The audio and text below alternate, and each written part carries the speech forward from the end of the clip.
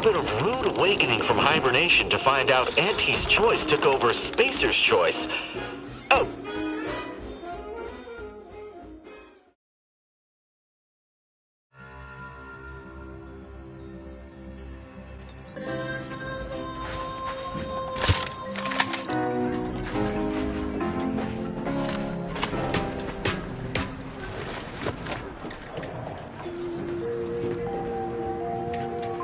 Listening to Grand Plan Wireless, Arcadia's voice of reason. You cannot possibly do the right thing today without knowing what will happen tomorrow. At the order of this sentence, we predict tomorrow. What will happen today? Keep put. Much is left to do. In the trenches. Look on the bright side. I predict that the world is predicted to have 3 well-liked melodies and become allergic to water this year.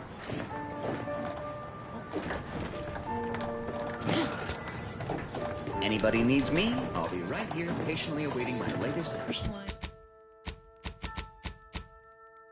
Do not worry when things become complicated.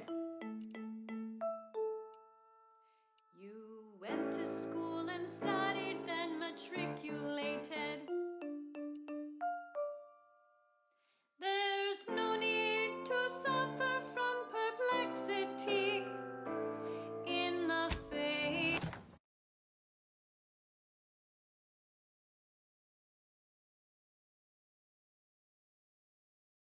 You're now entering an active combat zone. Take all necessary precautions.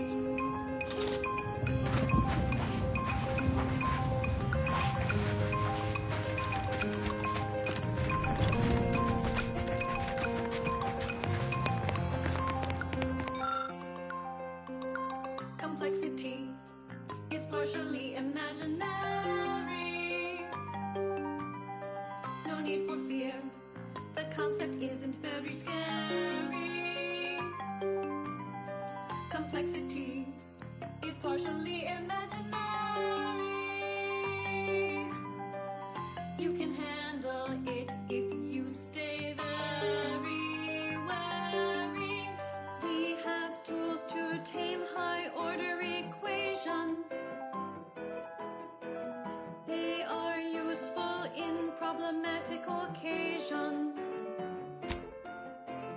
You can take the formula's derivative, or use square roots of numbers that are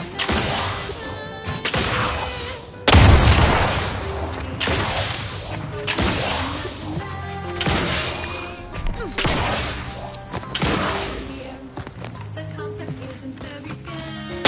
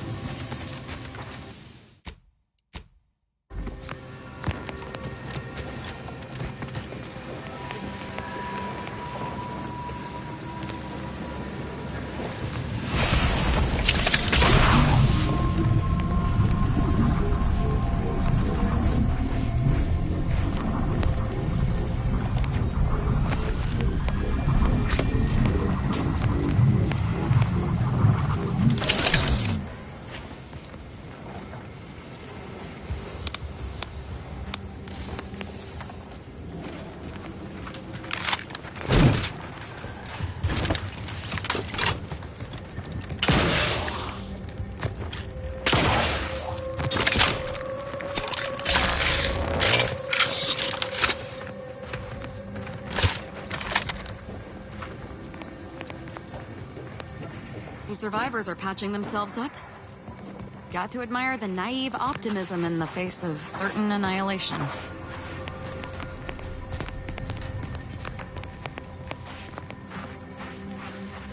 Did that blast give me a dunder? Or is some damn stranger walking into my area of operation right after we've been attacked? You got any reason I oughtn't have you shot?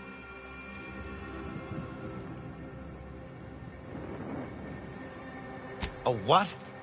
Is that like some kind of contractor? Are you looking for a job? Because I have neither the requisite paperwork nor the time to fill it out. Go hustle somewhere else.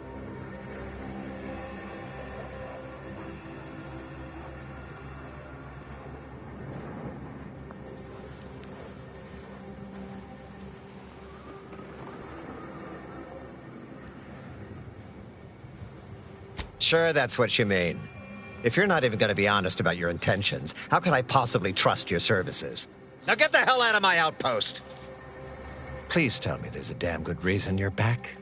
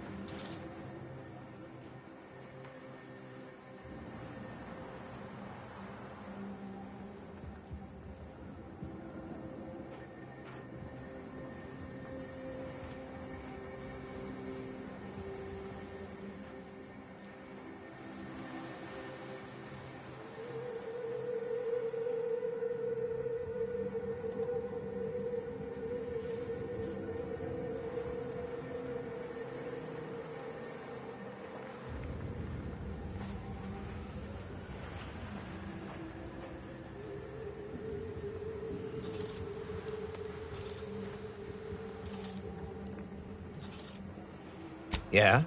Well, what exactly makes you so sure of that?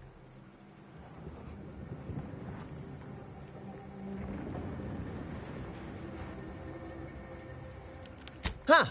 Interesting. Did he say who he thinks did hit us? Not that it matters, I suppose. Not like we can muster a counterattack or anything. But even if I did believe you, so what?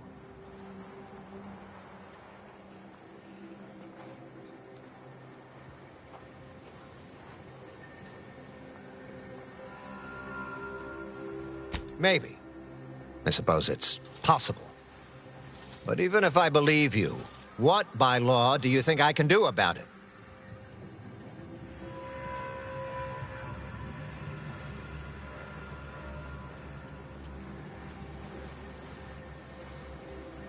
Seriously? You expecting me to ring up? Also, there's some new nameless, faceless, seriously cutthroat competitors trying to frame the Order, so we go back to killing each other.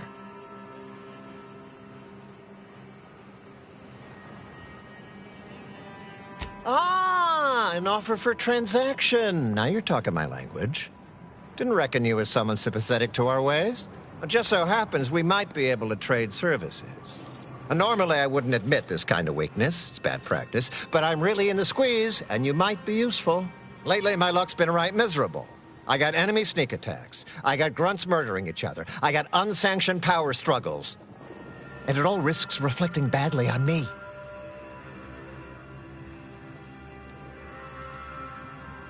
You cut down the number of issues that are vexing me, and I'll send you word of peace and harmony up the chain.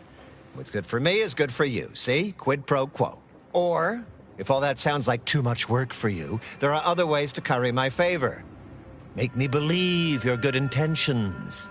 Encourage me to take your side.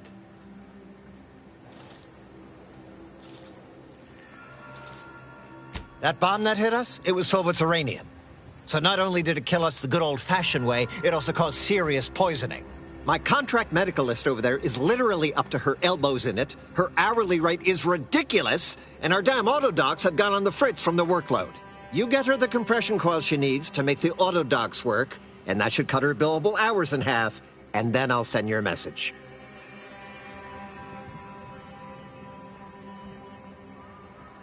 There's been a murder at one of our forts.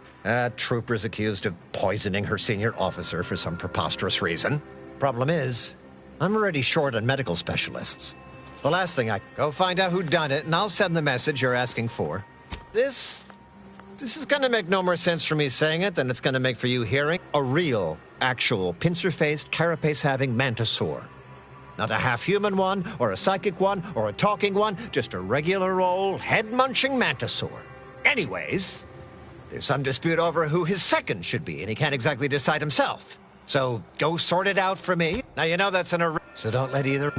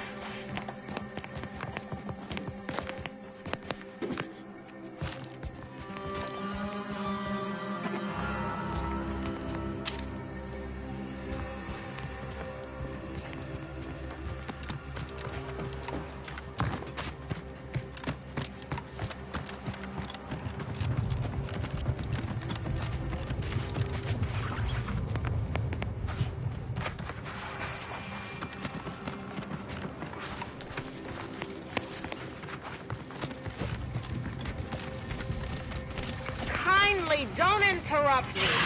Up and at 'em. Swear you take more naps than a Raptidon. Kindly don't interrupt me. Training mantisaurs is enough of a headache without answering a stranger's questions.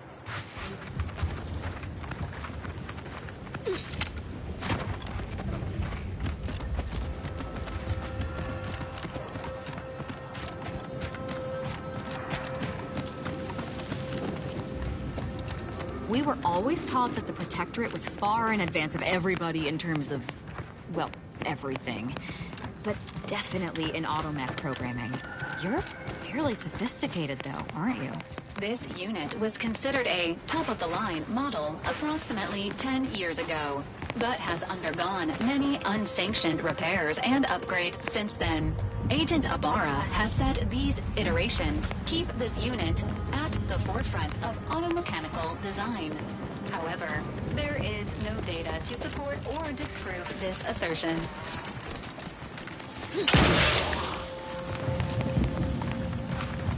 Please observe that this outpost remains relatively undamaged despite recent hostilities. Further investigation is warranted.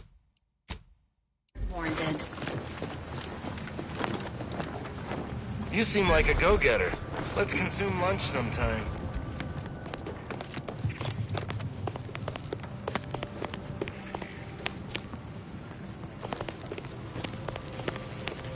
this, some sort of zoo? Honestly, Bradford, I've no notion of how to cool your conniption. Corporate says I'm in charge, so I'm in charge. You're in charge? Wait, you're in charge? Don't you mean the executive is in charge? Of course, that's what I meant. Whether I say me, he, or we, it's all the same. It's all the same pile of junk. That tone is not how you get approval for your little tests, designer.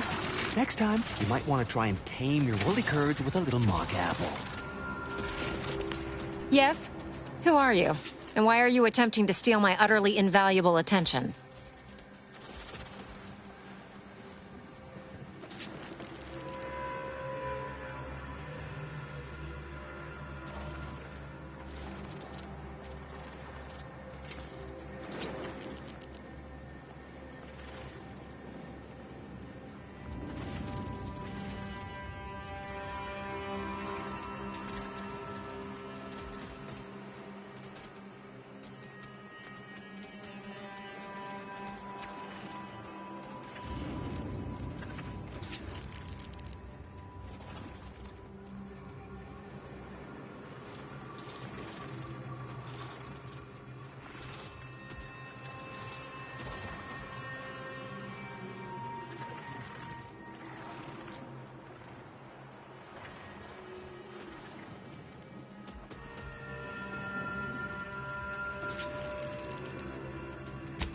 Wonderful.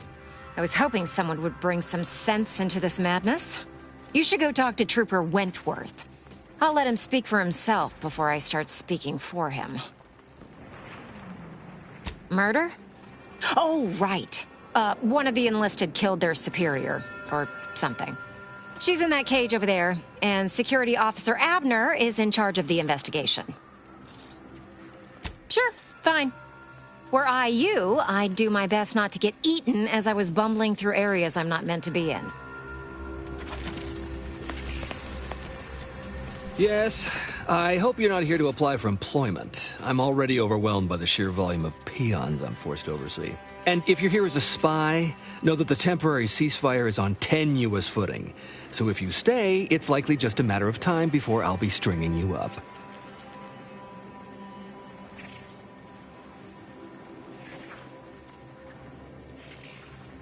Enemy Scrutinization Officer Durbin. What does he want with me?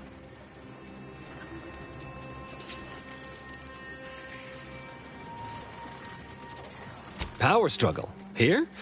Well, that's news to me. Nobody has dared to challenge Wojciech's steel pincer. Allow me to introduce...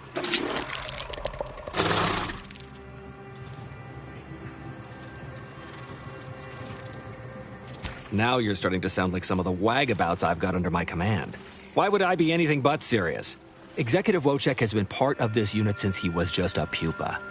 As he grew, he's shown exceptional bravery, stoic stalwartness, and strong leadership. It's earned him promotion after promotion, until our last battle against the Order deprived us of our former chief executive and left him as the senior-most trooper. Okay. The executive welcomes you, but would like to know why Scrutinization Officer Durbin sent you here.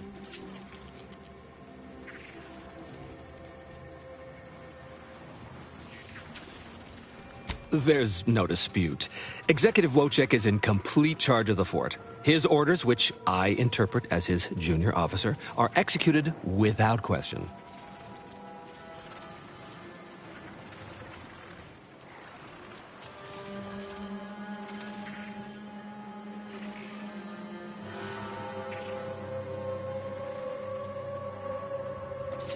You may mock, but I am sincere. I can speak as easy to him as I...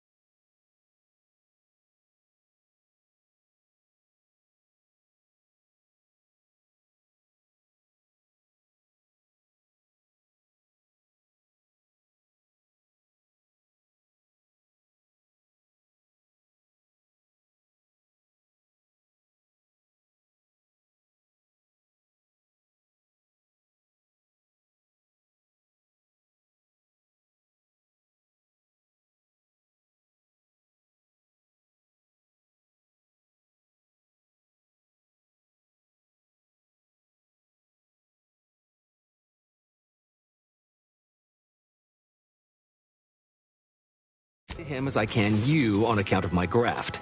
He emits pheromones that my antenna can detect. He wouldn't be much of a commander if he couldn't communicate with the troops. You may have heard stranger stories, but never one quite so full of spratdom. Designer Bradford, you've been warned about disrespecting the chain of command. And you've been reminded, repeatedly, that I'm not under your chain of command. I'm technically under the Mantisaur, but that's got nothing to do with you.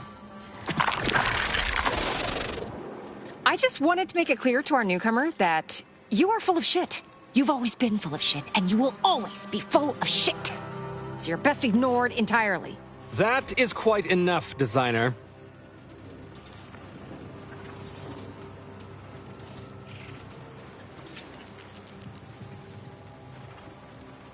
Yes, well, please excuse our curmudgeonly biologist. She's been a pill ever since the promotion that made Wojciech outrank her. Still, that ugly moment behind us, it's a comfort to my mind that you're here. Executive Wojciech has an assignment we're desperate to have done, but it can only go to someone outside our chain of command. Ugh, not this crabble scat again. There is zero chance you're right. Zero. And this brilliant assignment of yours didn't go so well for the last group.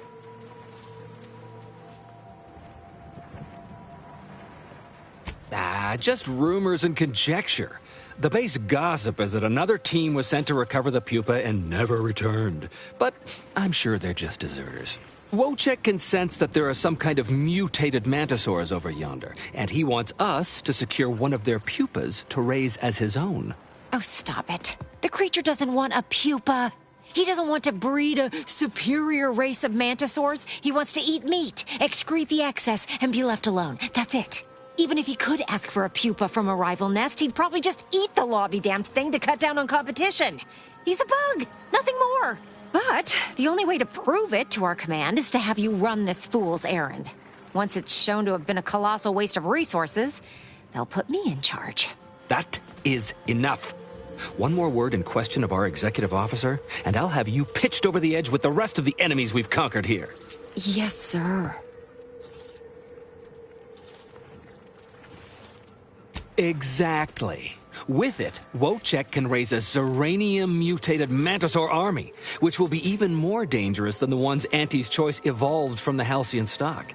We need you to infiltrate the mutated Mantisaur nest, secure a mutated pupa, and bring it to me here. Do that, and I, and Executive Wojciech, shall make sure you are well rewarded for your efforts.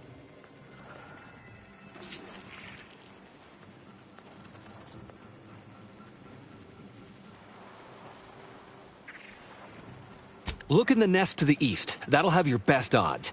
It's where Wojciech feels the pull from the strongest. Feels a pull, Wentworth? Seriously?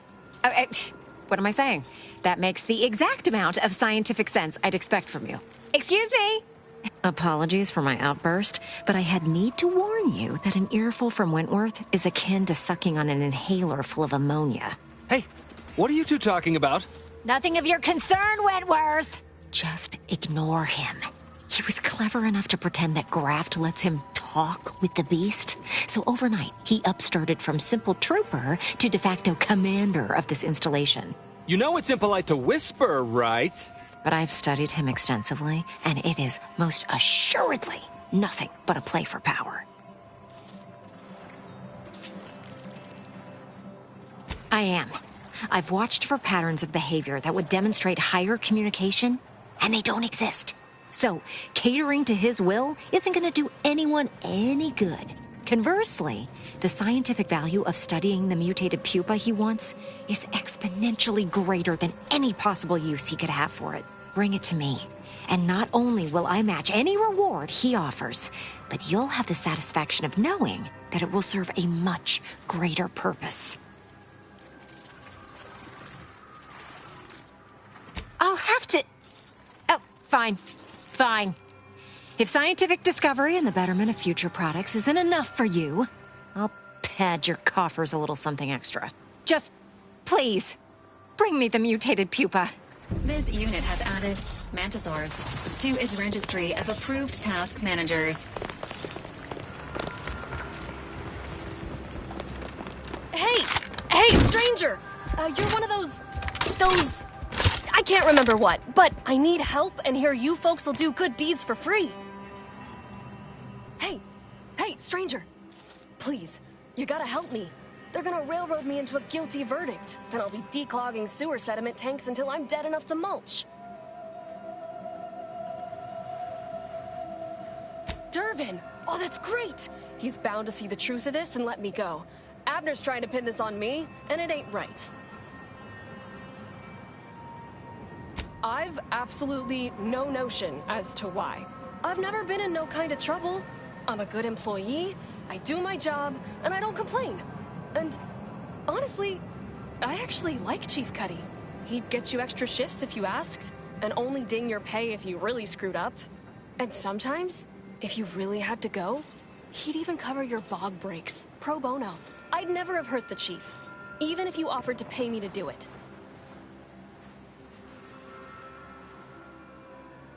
I don't think nobody killed Cuddy. I was there. That's why they think I did it. And he was fine.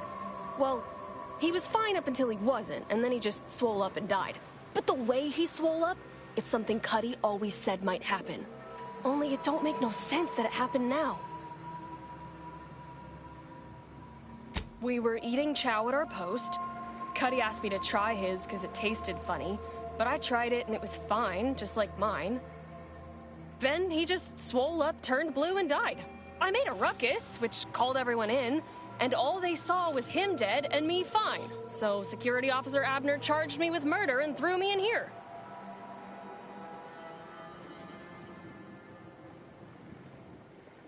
It was exactly what Cuddy said would happen if he ate Crabble. He was deathly allergic to Crabble. But we ate Sisty stew, fresh from the can. And ain't no Crabble in Sisty stew.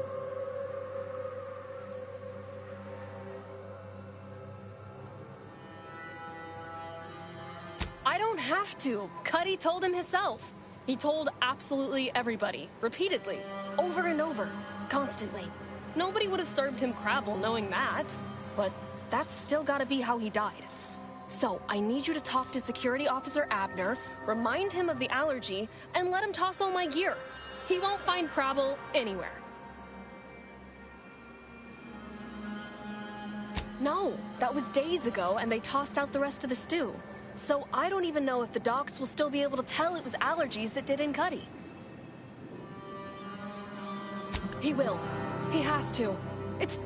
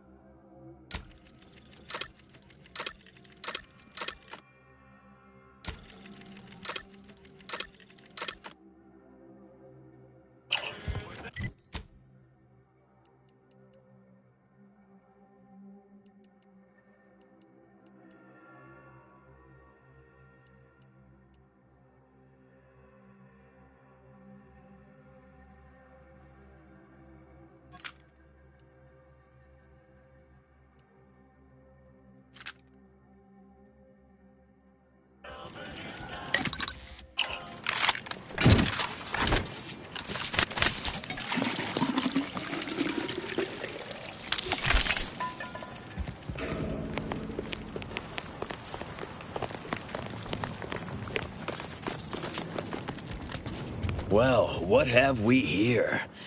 You couldn't look less Auntie's choice if you tried.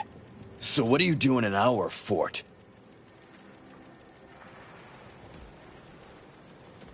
Durbin sent you? Why? You certainly ain't a certified pre-inhumation inquisitor.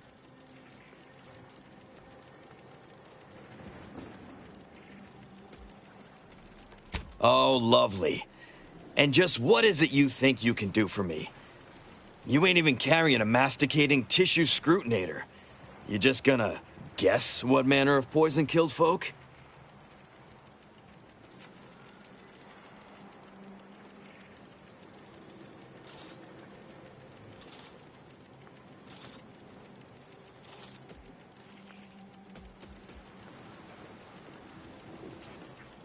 What? How could that be? I made the stew myself and every one of us ate it.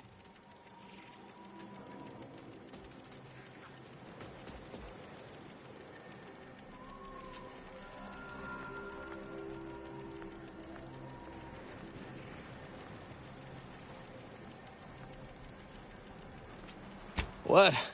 That's ridiculous. It was nothing but canned Sisti stew. Stew that I have... Oh. Oh no. Oh, did you say Crabble?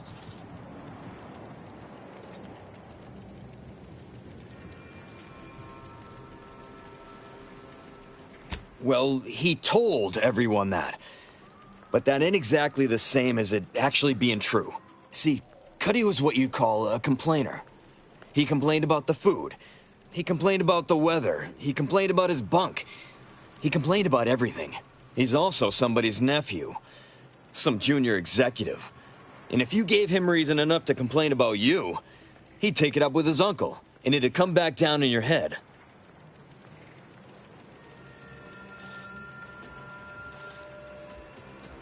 Law, no. At least, not on purpose. Half his gripes were really nothing but reasons to grouse. But if you push back too hard, he'd run to his uncle. So most of us just ignored him, assuming he was constantly full of it. And didn't think twice about doing things like stretching the stew with canned Crabble stock.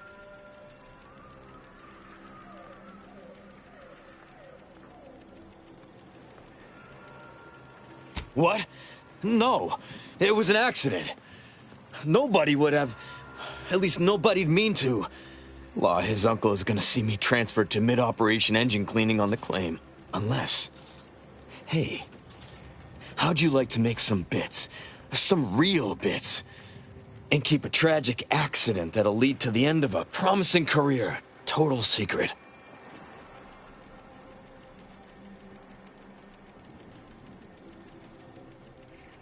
Well, no. Not yet you haven't. See, I can't just let Bardot go. There'd be questions, accusations, and assumptions as to who was responsible, and that's no kind of solution. And even worse, since there's apparently nobody coming to do an autopsy, I might have to just send Bardot to the claim to start her sentence on all available evidence.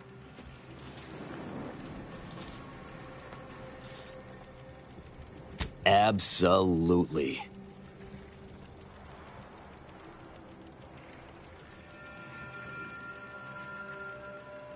That's only fair. I'll both free Bardot and compensate you for your effort.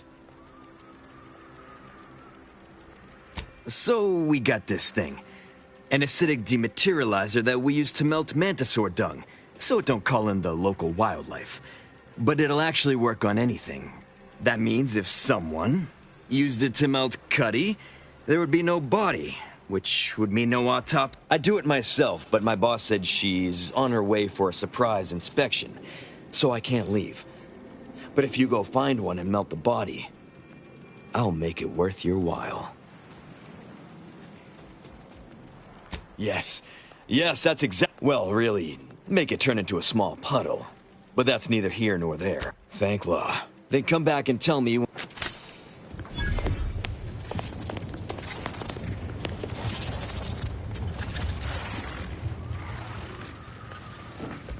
You're back. Tell me that means you've got something helpful for me. Next you go ensure there is no evidence. You'll find Cuddy...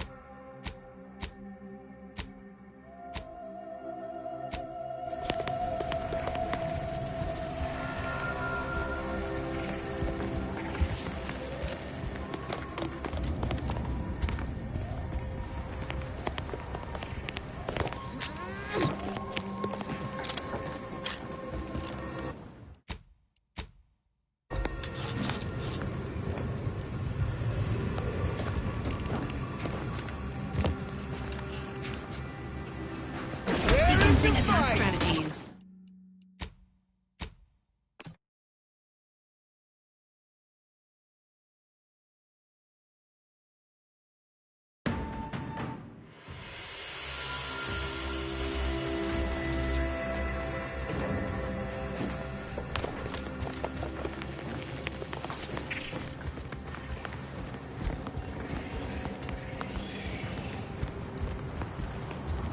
Get you gone.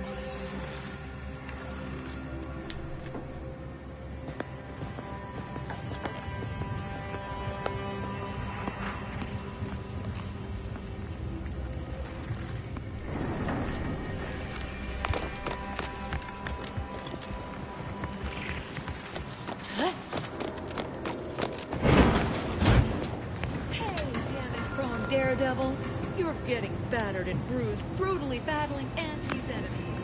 So we're honoring your sacrifice by winning the war on high prices.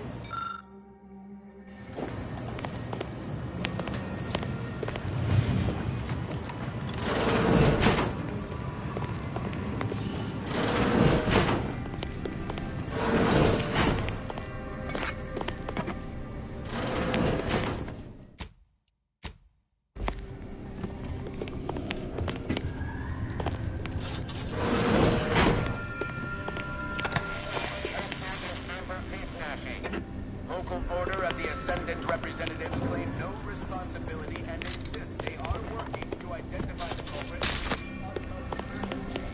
Do we believe them? Perhaps. Do we trust them? Even less than we trust ourselves. It goes on like this for Fort Buster.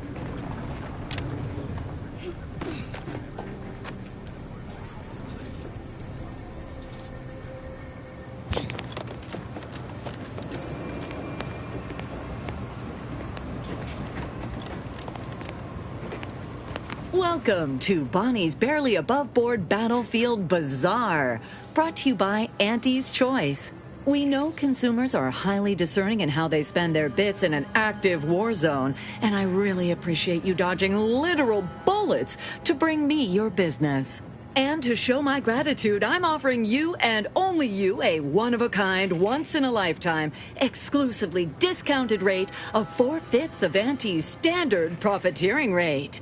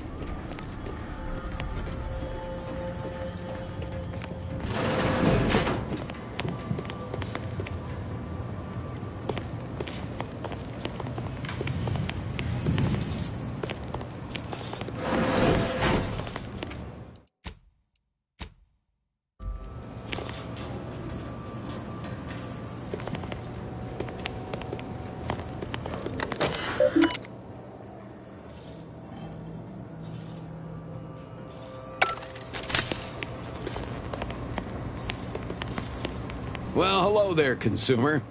If you haven't yet, you should be sure to avail yourself of our retail opportunities downstairs. You here for the view? Checking that the cables I patched are staying together. When that big old gun downstairs was working, it rattled the wiring in the walls, so sometimes the lines short out.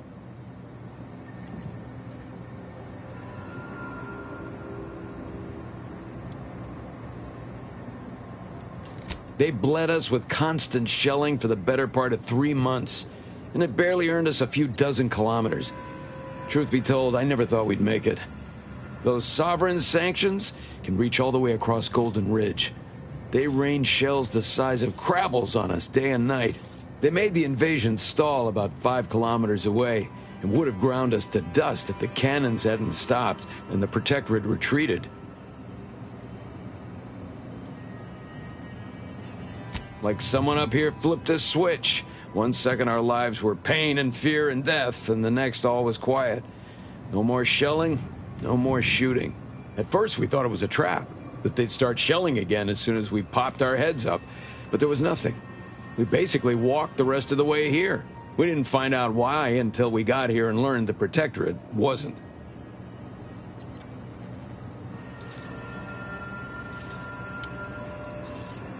The Protectorate hightailed it. They decided that if the Order was going to splinter off on its own, then it could fuel its own army and fight its own battles. Those Protectorate bootlicks took everything not nailed down, leaving the Order to try and figure out how to wage war with no gear and almost no know-how. It took them weeks to rally, and by then we owned most of Golden Ridge. If Anti'd only send a few thousand more troops, we'd shove them completely off this rock.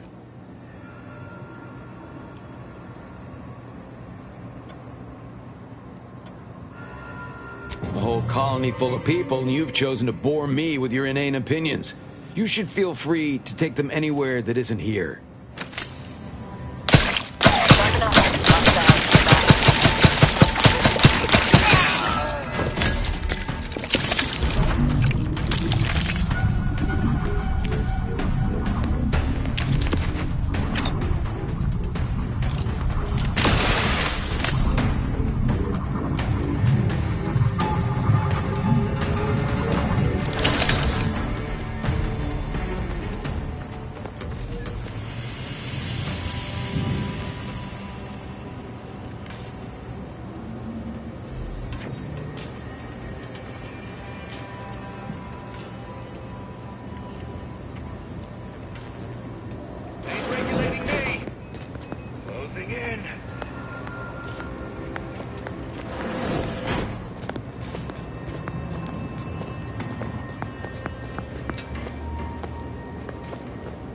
Investigating. From bottom runner to rock bottom. That's you. What was that? Hey! Sequencing attack strategies.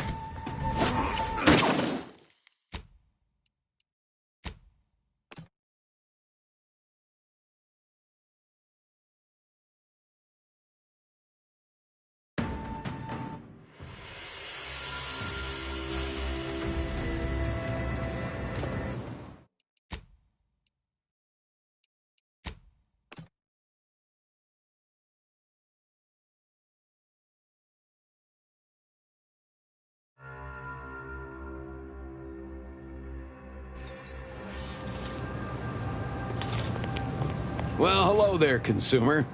If you it used to be comms and observation for the Protectorate.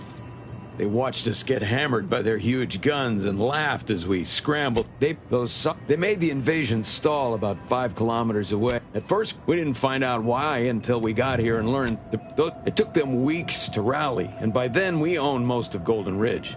Anytime.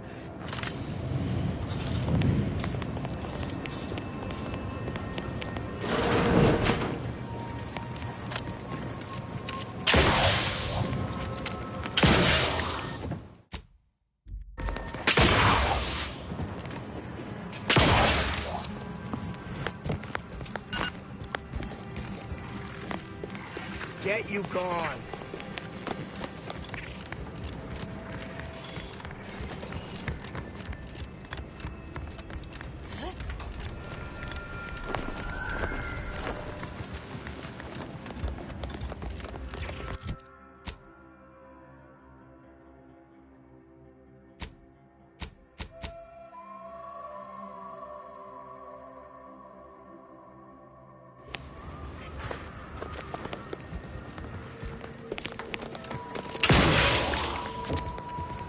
You ain't got clearance to come this way. One step more and you die.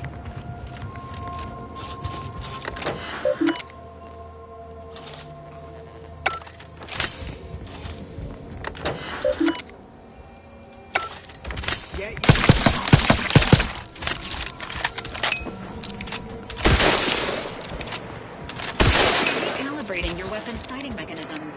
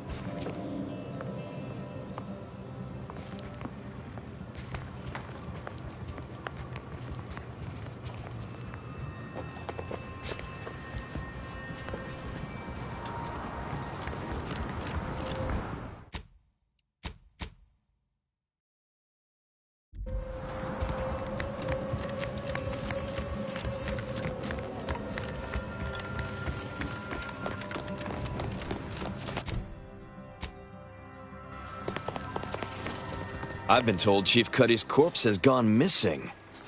Which is a surprise to both of us, I'm sure. Thank you for your help. You've saved 2 careers today and allowed us to put this whole miserable affair behind us. Of course. Debts left unpaid decays our character and all of it. Regardless, it's nothing but ink in the ledger now. And speaking of ledgers,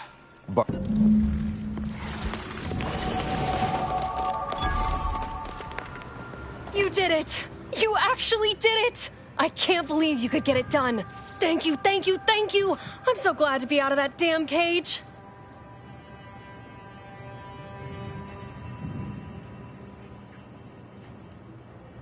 Framing me? Who? Do you know what happened? That good-for-nothing rung leech! That dunderhead! I can't believe he'd... Oh, he's about to learn that poor Chief Cuddy's not the only one with executive contacts in the family. My cousin's a VP in R&D who used to head testing on Numa. Abner's going to spend the rest of his downright miserable life wishing he just confessed and took what's coming. That makes me extra thankful for what you did. If it'd been left in Abner's hands, he'd have made sure they'd thrown me in a hole so deep, even the Sprats wouldn't come visit.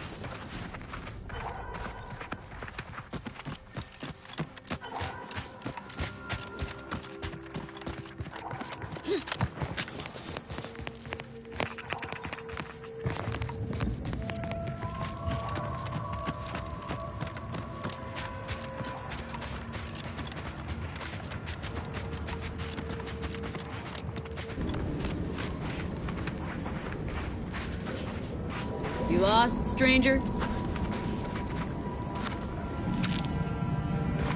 I don't see a lot of new faces in these parts. What are you?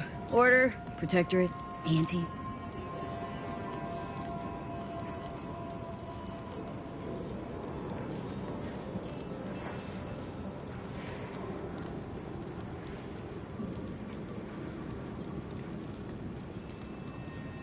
Really? An Earth Directorate agent? I have no idea what that is, but okay. Me, I'm a Sprat Trapper. Cute little things, but their tallow and hides fetch a high price. Used to be Protectorate, then worked for the Order, then Auntie. Whoever's calling the shots on a given day. Now, I'm just waiting for the dust to settle so I can find out who I work for tomorrow.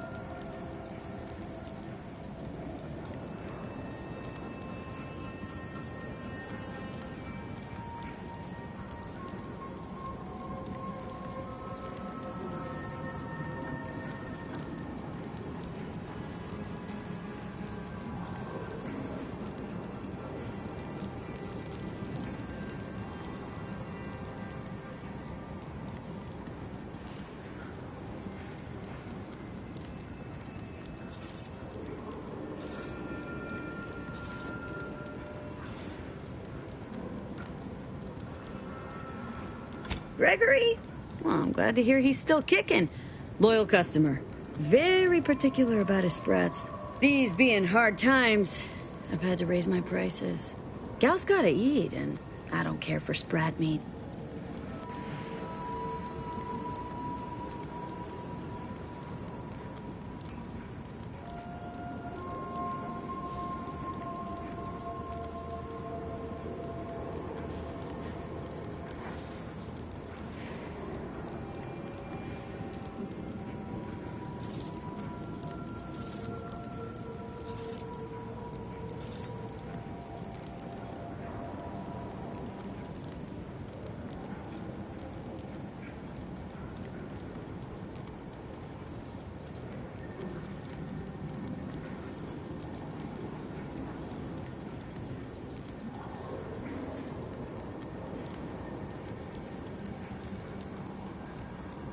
No charge.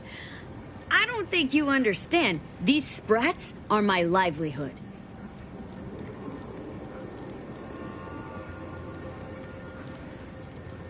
Well, it was worth a shot. Just take them. I'd prefer to not die on this blasted rock.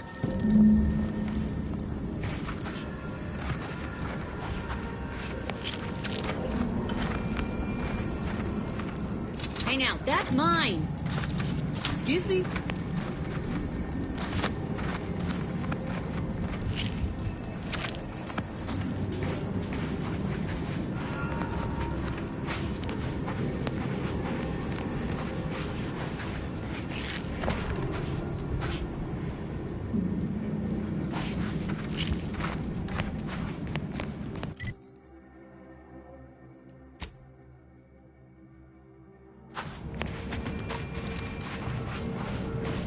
We're done here. Shove off. We're done here. Shove off.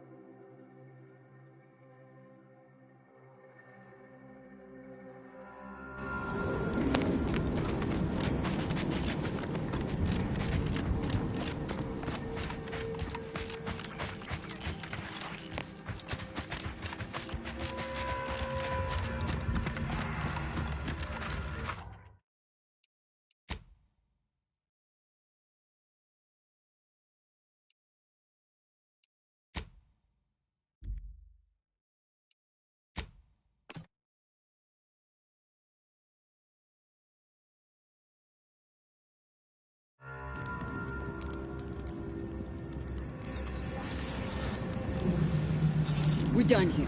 Shove off. Shove off.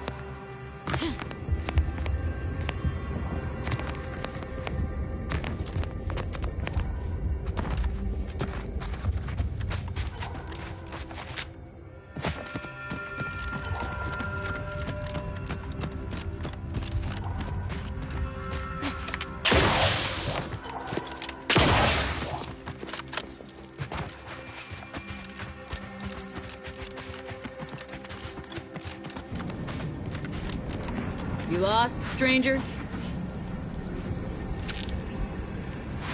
I don't see a lot of new faces in these parts.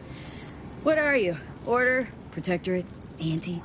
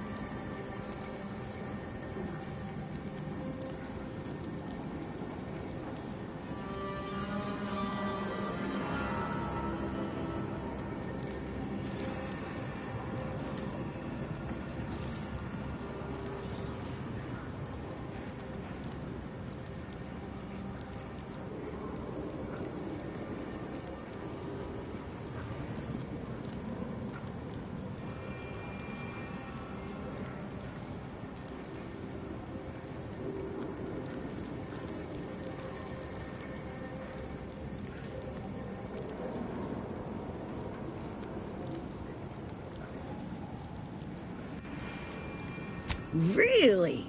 An Earth Directorate agent? I have no idea what that is, but okay.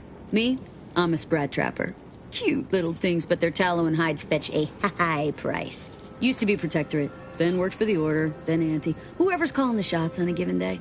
Now, I'm just waiting for the dust to settle so I can find out who I work for tomorrow.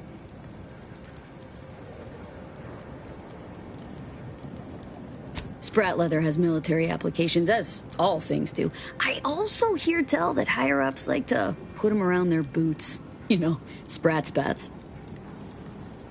Gregory? Well, I'm glad to hear he's still kicking. Loyal customer. Very particular about his sprats. These being hard times, I've had to raise my prices. Gal's gotta eat, and I don't care for sprat meat.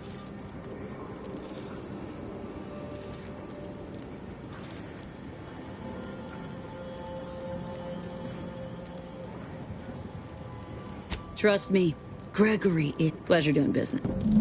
Another happy customer.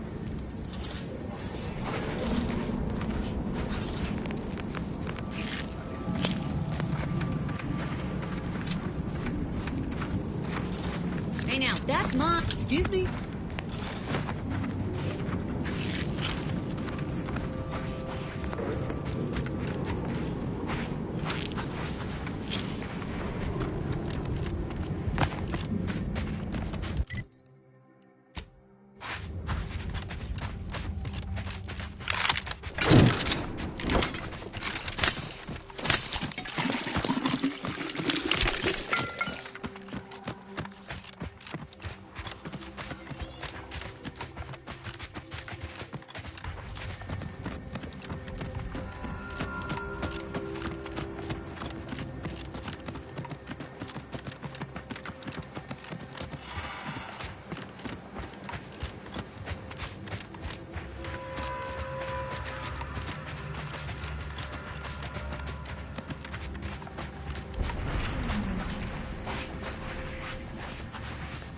Working hard or hardly working?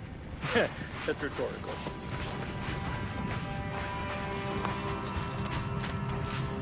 You seem like a go-getter. Let's consume lunch sometime.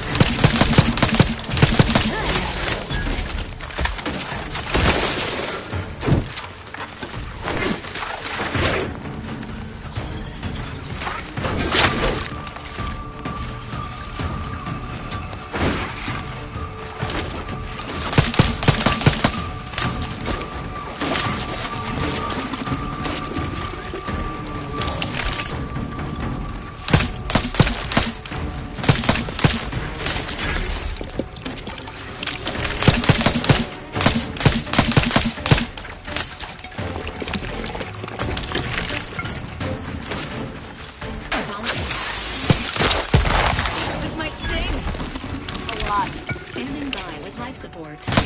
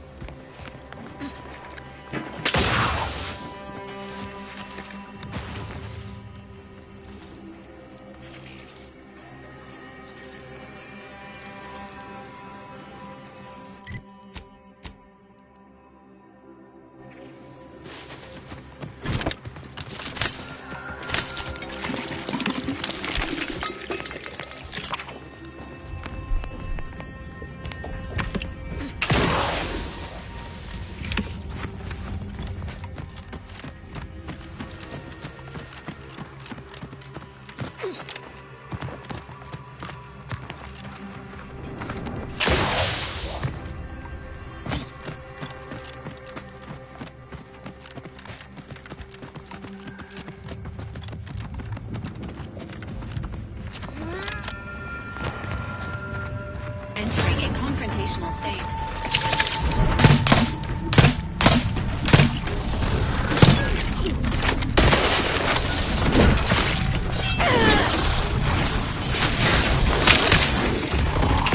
Protocols not yet charged. This might sting. A lot. Ready to assist with agent upgrades. Architect's ball! Supposed to shoot the enemy!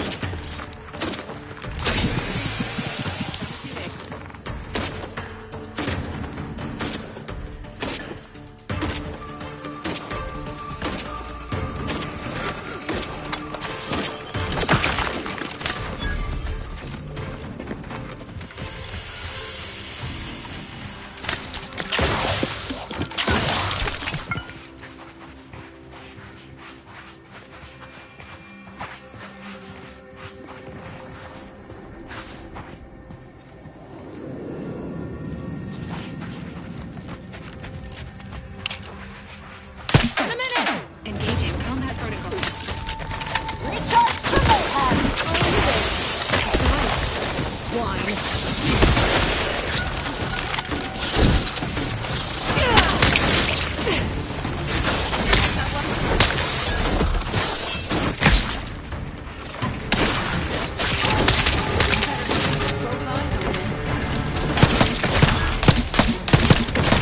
Lift weapon prime!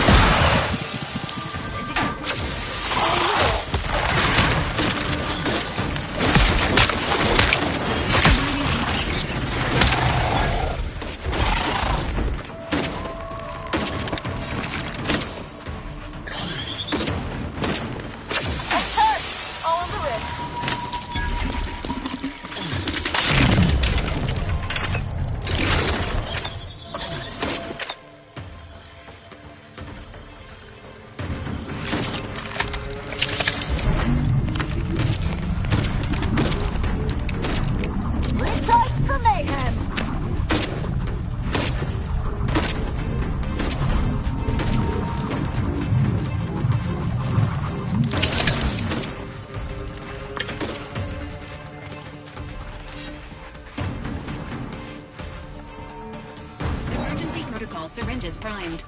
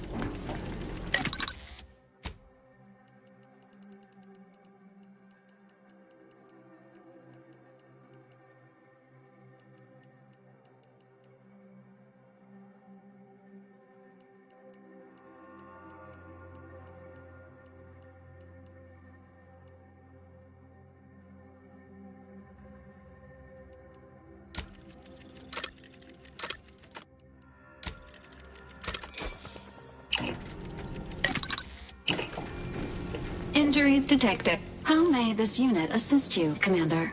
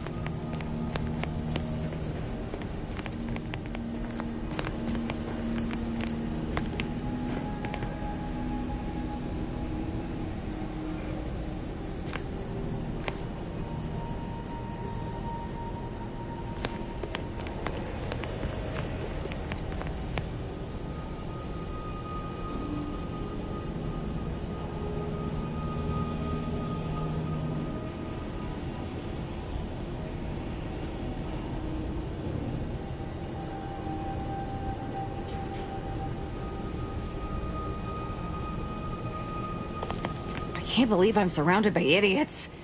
Not you, I mean the other idiots. They betrayed me. They betrayed the Dawn. They need to die. What more is there to know? Who can say what drives those who have clearly lost their minds?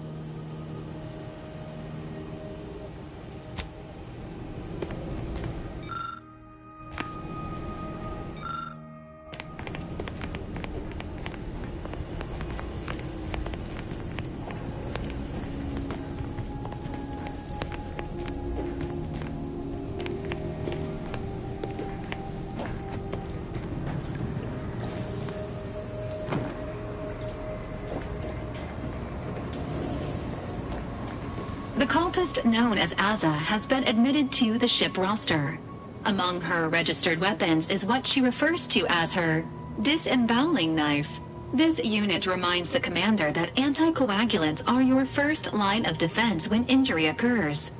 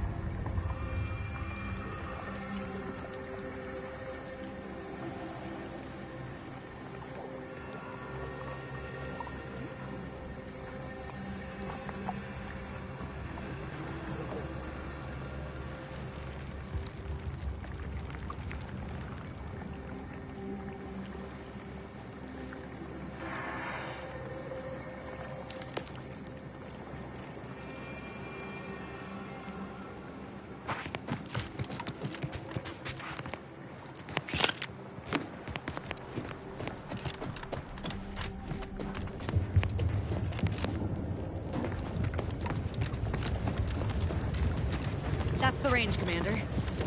This will be glorious. Hope my enthusiasm doesn't get the better.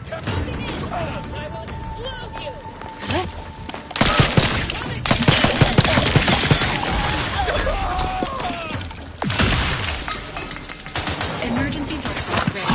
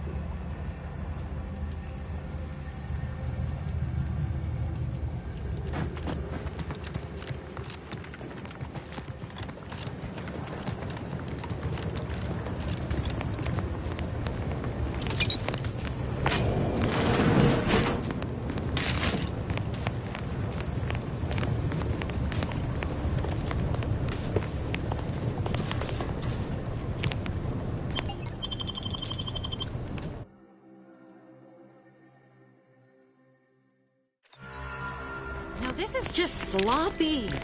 If I wasn't already here to kill all these traitorous fools, I'd be forced to use one or two as an example to the rest.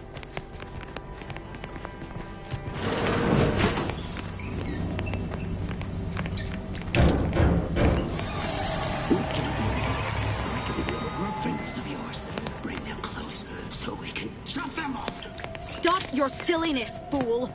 The only ones losing body parts around here today are you and your traitorous friends. You know.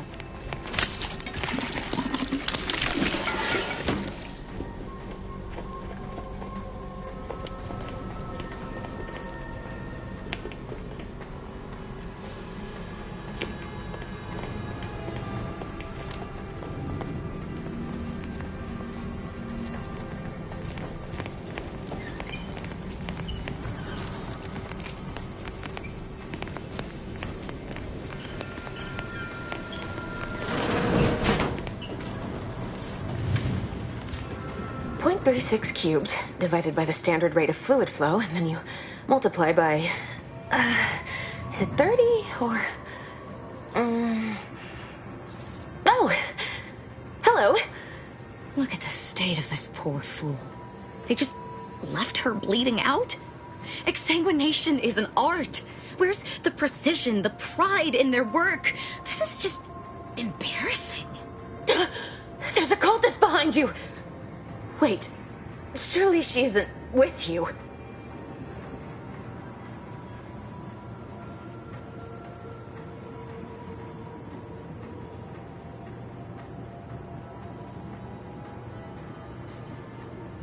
Fine.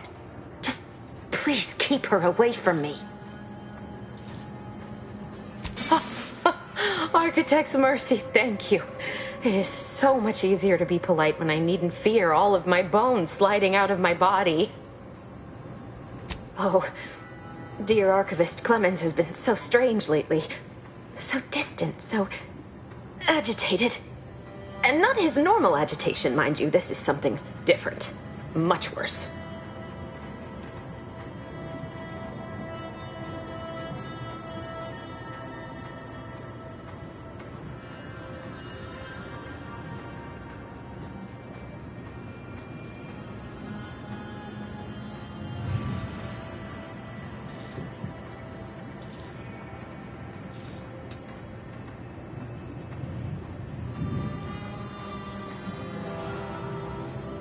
He's deeper in the facility, working on something he deemed to be of the utmost importance.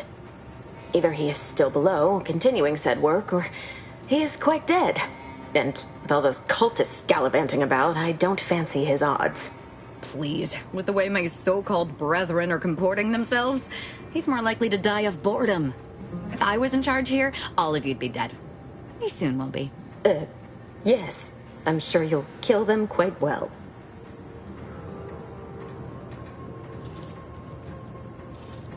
The crazed cultist, people like your friend here, have been sowing destruction throughout the range for days. I've seen few firsthand, but that isn't because they've gone.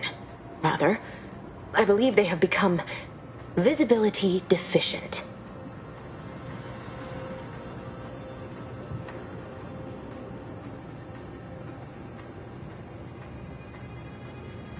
Oh, there's no such thing as invisibility. I can only theorize that their visual forms were sent out of phase when they haphazardly tampered with pressurized N-rays. Their actions are inexcusable. Science allows us to unveil the wonder of the rifts. We do not disrespect it. Now, is there any science around here we can use? It's a shame the facility is in shambles. We have an N-ray scanner device that may render the cultists far easier for one to locate.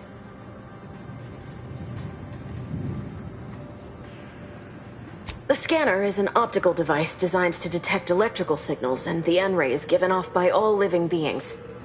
Visible or not, the cultists still give off N-rays. It was stored nearby. But with the damage to the facility, you'll likely need to use the maintenance vent on the wall there behind the screen to get anywhere near it. I appreciate your aid. I'm going to wait here and try to prevent my wounds from reopening.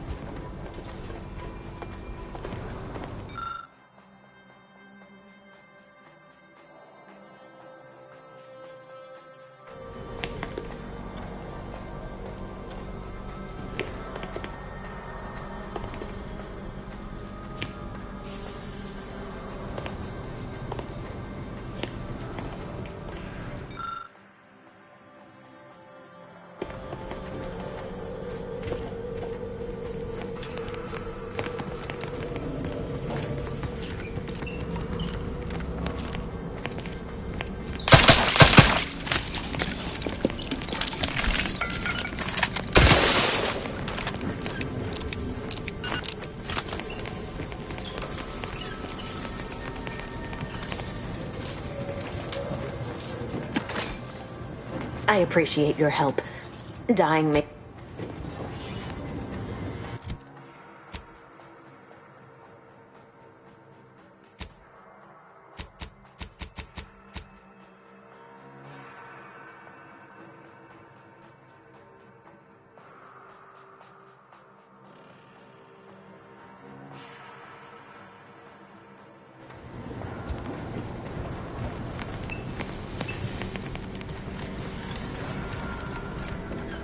Where are you going? Our task... I suppose you know what you are doing, but we'll need to return eventually to finish this lot off.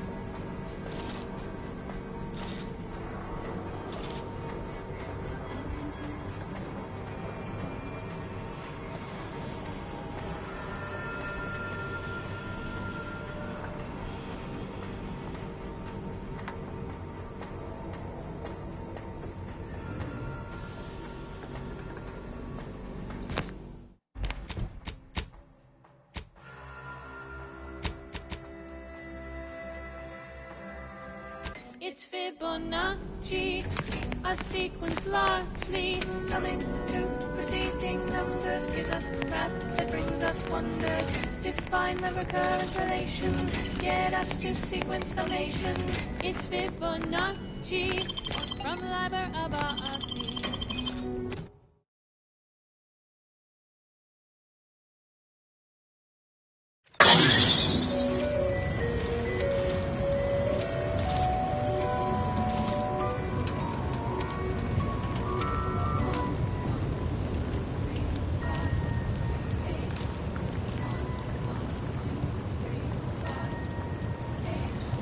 Gazing upon the golden spiral, a part that's quite so vital, arcing in a circle motion, giving squares perfect quotients, 0, 1, 1, and again, 2, 3, 5, and 8, and then 13, 21, not 2, 34, we're counting through.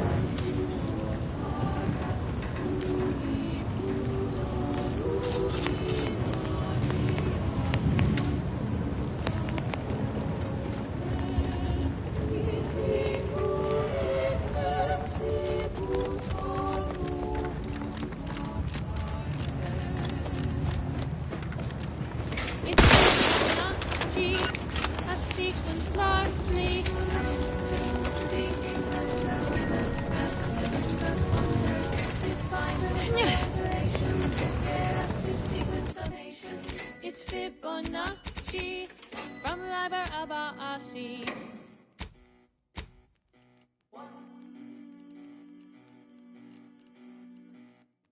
The Fibonacci sequence is a sequence in which each number is the sum of the two preceding ones. 1, 1, 2, 3, 5, 8, 13, 21, 34, 55, 89, 1, 44, and so on and so forth. It's Fibonacci.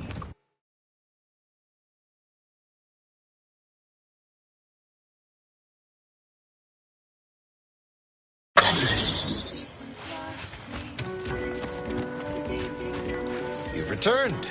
Is there a reason you're looking to monopolize my invaluable time?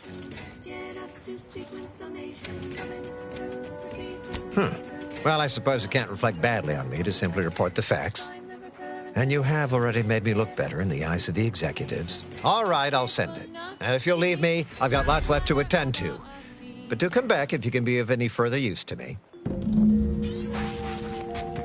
Traveling at the velocity of light through the vacuum of space on our primary band, this is Grand Plan Wireless, the informed, sourced, peer-reviewed sound of scientism. Fellow esteemed members of the Order of the Ascendant allocated to Golden Ridge. As foreseen, recent conflicts between the Protectorate, Auntie's Choice, and ourselves have resulted in... I just threw up all over my shoes, and the laces are melting. Why are the laces melting? Endurance, disabling of the tramicular, and a 17.9% reduction in effective sleep cycles per evening. But before you succumb to a sense of malaise that undermines cognitive function, take heart from these additional, sharply contrasting data points. Our efforts deciphering the universal equation remain unabated. Extraction continues at Zeranium Manufactory 7, as does research at the N-Ray range. Remember, just as our calculations allow for a predictable range of error, so do we. Our work continues. Now do carry on.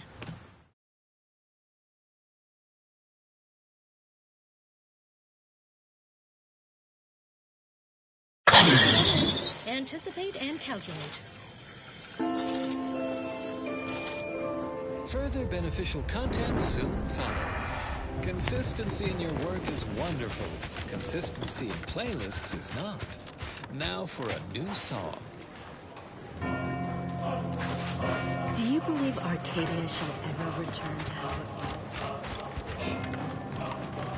Ruth Bassar is the first among equals of the Lorien.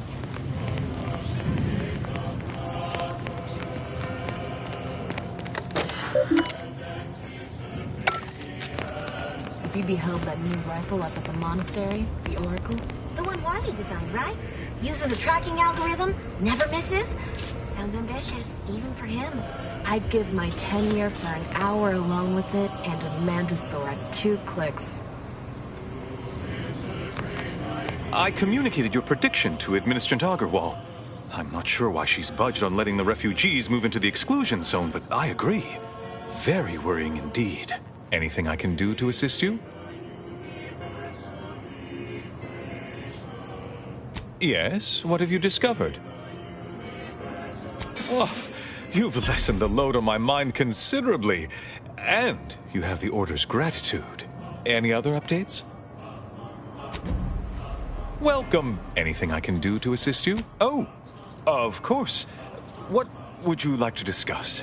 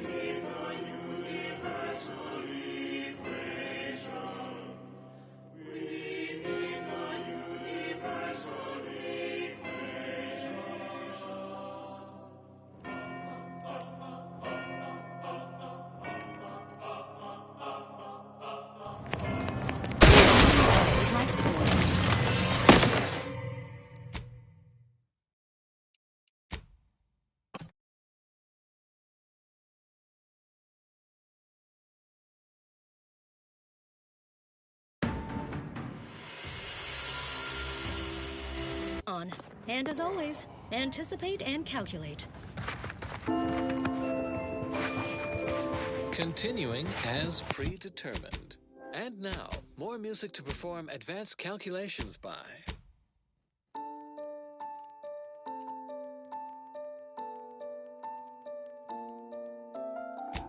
It's not enough to say you think so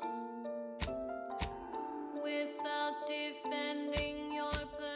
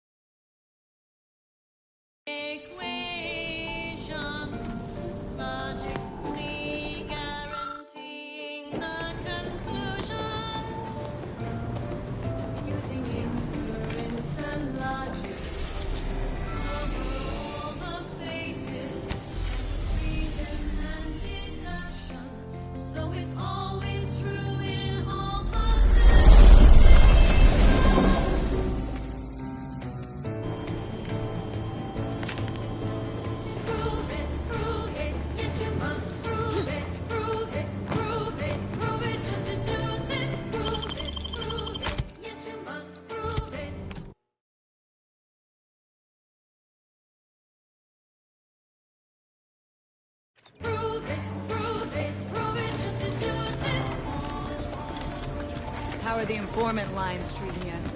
Hear anything good? Show us how it works. What's the basic rule? Let's show how it works. Here's a basic rule. The sum of two even numbers, this you can believe in. The sum of two even numbers always comes out even. A proof, a very proven proof. That is how it works. That's a basic proof. Can you give another one more basic proof? When a triangle exists with an angle that is right, square the shorter sides, shorter based on height. The sum of those squares will always be of use as the square of the longest side, the hypotenuse. A proof, a very proven proof. You think you know it all, the answer's in your heart. Unless you show the proof, your theory will be picked apart.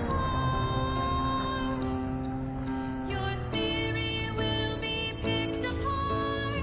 Prove it, yes you must prove it, prove it, prove it, prove it, just deduce it. Prove it, yes you must prove it, prove it, prove it, prove it, just deduce it. If you cannot prove it, take your theory and remove it. You must prove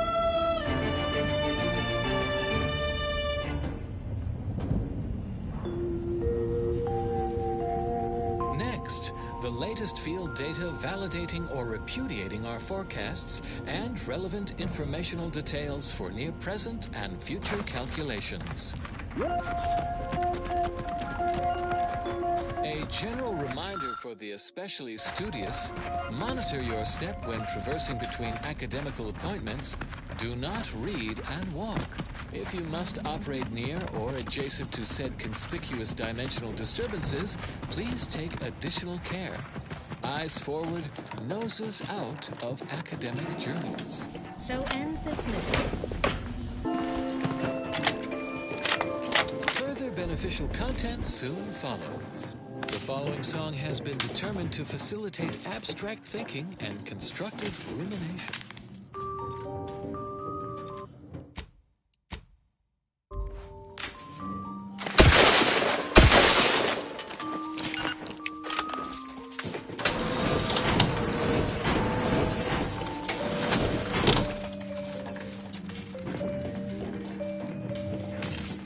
If I measured every heartbeat and their electrical signals, I find value for love or divide my heart by zero.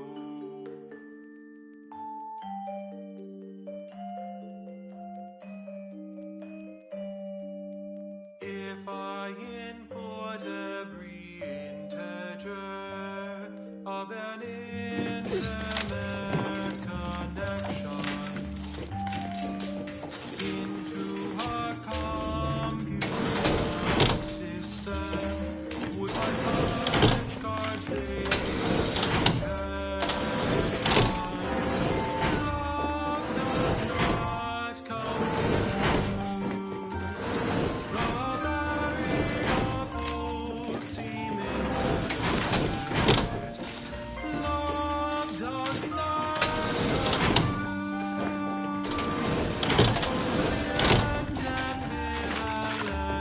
Love does not compute.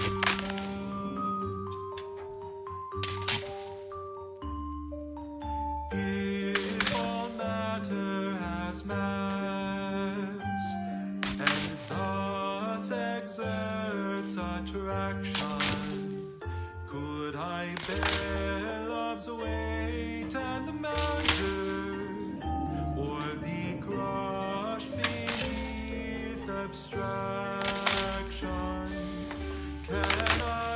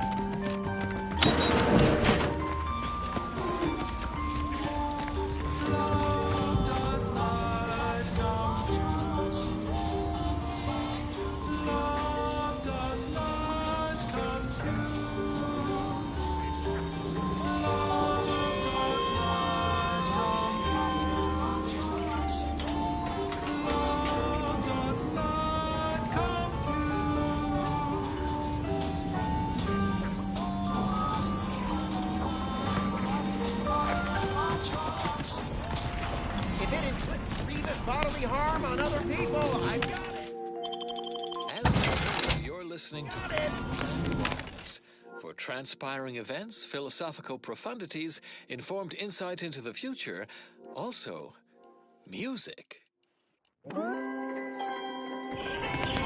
Academical greetings, Ascendants. Vicar Mugsai here with a special installment of Ask a Vicar. Listeners want to know, why did our order split from the Protectorate? Greetings again. Hope that little day excursion you and I jawed about is going well. Libations or information? What's your poison?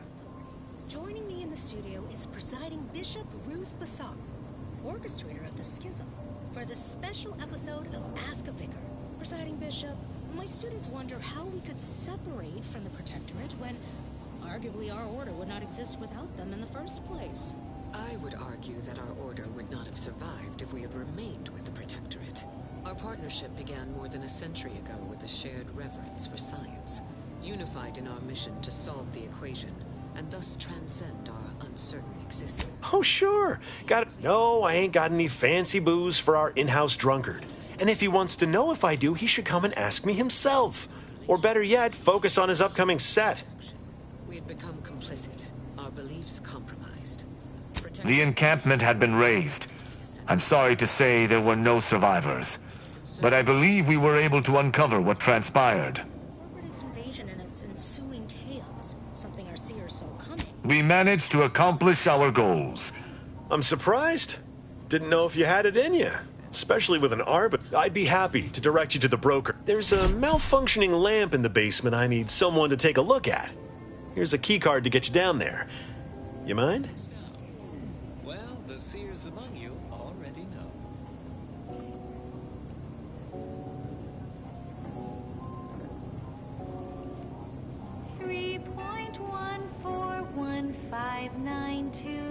Just trust me on this one, friend.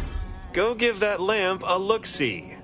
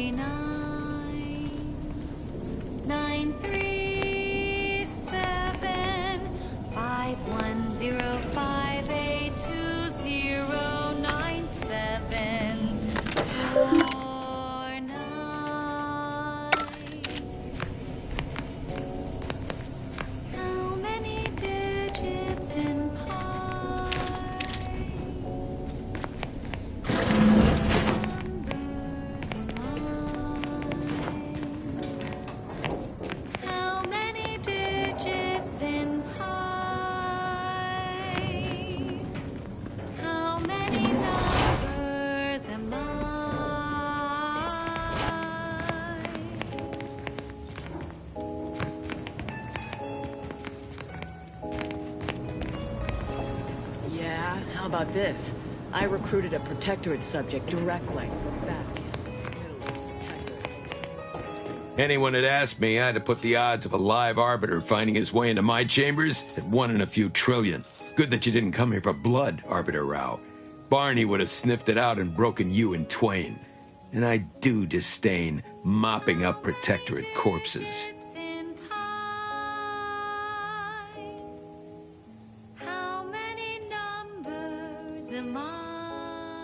My apologies. Barney is sometimes overzealous in the guarding of my body, though when it comes to Protectorate arbiters, it is perhaps warranted. If you know who I am, you must know why I'm here. My mentor died under vague circumstances, and I desire any information pertaining to the specifics of her death. Interesting. That question appears to be at odds with High Command's public statement on the matter. Losing faith in your masters? No. But I cannot shake the sensation that something was awry with her passing. If you know something, tell me. Please, I could get used to this kind of groveling. Your instincts are right, Arbiter. Though we don't know the specifics, I received information that your mentor's body bore signs of a fight, and a nasty one. Someone killed her. How many numbers am I? How many numbers am I? Yes. Yes, it was. I'd hoped to be proven wrong, but vindication has cemented my resolve. I shall uncover what happened, no matter what. If that's all, I think you'd best get along. I prefer not to sully my quarters with Protectorate lackeys. Live ones, anyhow. And I prefer to limit my time with scheming blackguards. Let us take our leave from present company. Speak to me outside, if you would. There's something I'd care to ask you. Why did the Order of the Ascendants move from the Order of Scientific Inquiry? Presiding Bishop, if you please. I can answer that quite succinctly. Because the OSI had become corrupted. Oh, it started with good intentions. Just a small work group studying the predictive framework of the universe. They published some noteworthy papers, a few good dissertations. Then the charismatic mathematician... My support.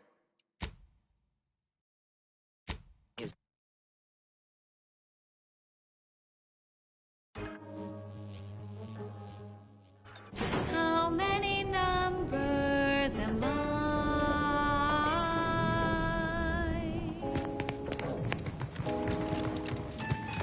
Anyone had asked me, I'd have put the odds of a live Arbiter finding his way into my chambers at 1 in a few trillion. Good that you didn't come here for blood, Arbiter Rao.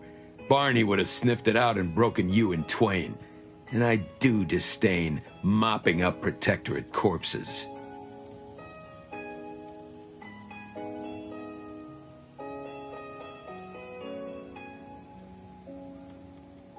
How many digits in pi? How many numbers am I? My apologies. Barney is sometimes overzealous in the guarding of my body. Though, when it comes to Protectorate arbiters, it is perhaps warranted. If you know who I am, you must know. Interesting. Your instincts are right, Arbiter. Though we... Yeah. If... Speak... 9986283482534. Yeah, how about this? I recruited a Protectorate subject direct link from Bastion, middle of a Protectorate holding. Think I'll congratulate you for risking your hide to recruit one subject? Forgive me for withholding my applause. You're jealous of my charms. Yeah. I recruited last week. We're all just bums.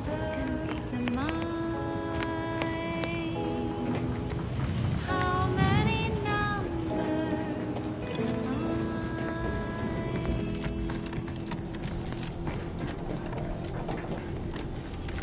That was dedicated to all the innovative minds in the Department of Applied Scientism from their admiring cohort in the Department of Research. The role of the Arbiter typically does not require the assistance of others. We are expected to act as wholly independent entities. But I fully realize that had I not your aid today, my investigation's progress would have stalled and withered. During our investigation, I gauged your trustworthiness and did not find it wanting. What say we travel together? If I measured every heartbeat and their electrical signals, would I find a value? I think you have earned forthrightness. I came to Free Market Station to seek the true killer of my mentor, the Supreme Arbiter. Sub Rosa deals in information, and were thusly my best lead on her killer. They gave me less than I'd hoped, but it was at least a start. Unfortunately, I cannot act truly alone. I have no ship, and no support. Into a common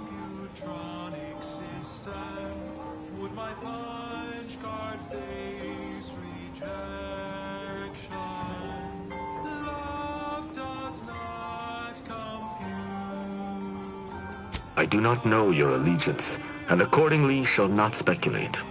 Suffice it to say, for now, that I fear the true killer is within the Protectorate. It's both clear and ambivalent.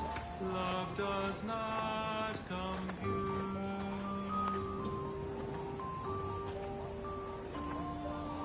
If all matter has met, My colleagues have accepted that her death was a natural one. Questioning an explanation of that nature is foolish, dangerous even. Nonetheless, the circumstances of her death trouble me. I cannot allow myself to accept the explanation that's been put forth without investigating to the fullest of my abilities. Utilizing one of our craft for independent purposes would have rendered me conspicuous. I knew Sub Rosa would offer steady transport as long as I paid their exorbitant fees, just as I knew they would collect information on my every movement. But I neither trust them nor have the funds to continue this relationship for much longer. You, on the other hand, have proven to be a capable partner. it's both clear and ambivalent. Love does not compute.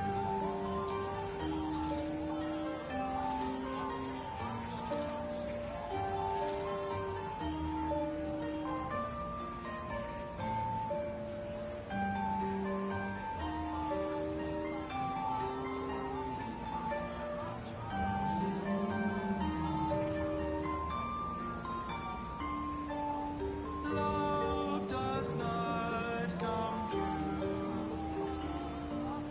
Love does not compute. Love does not compute. I will keep to my convictions in any case, but I understand. What instructions would you have me follow?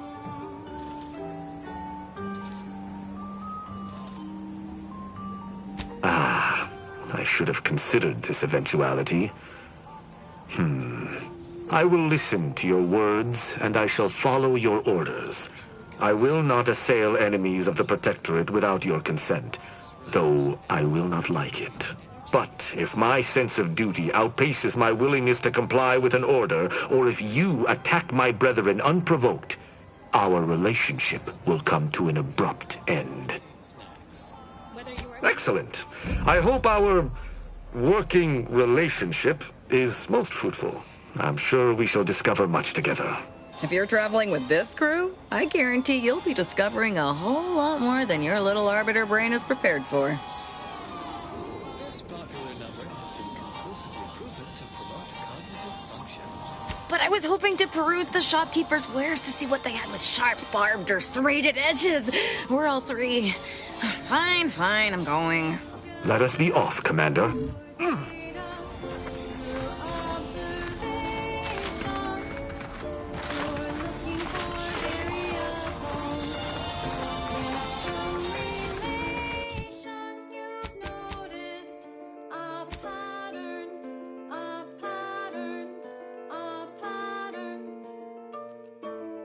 So you create an equation. So you create an equation.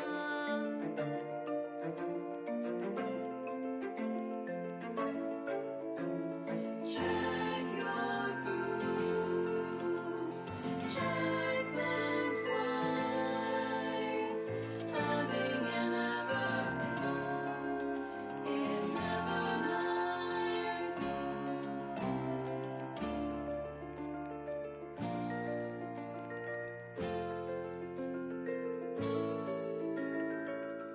You formed a hypothesis, begun experimentation, and does the new data match your equation?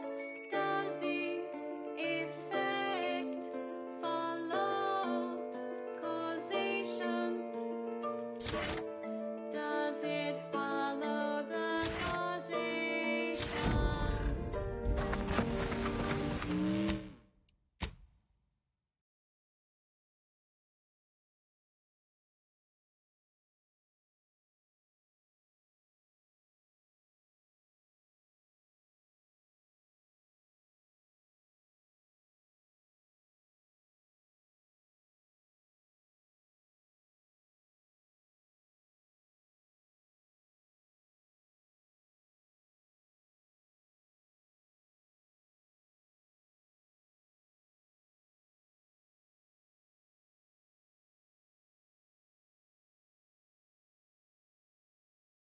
Tired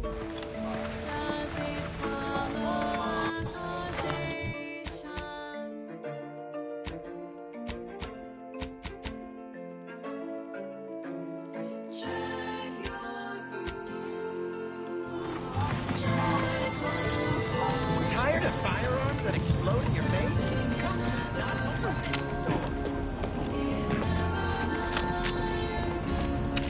Meals currently sold with. Welcome to our stop. What may this unit rehydrate for you?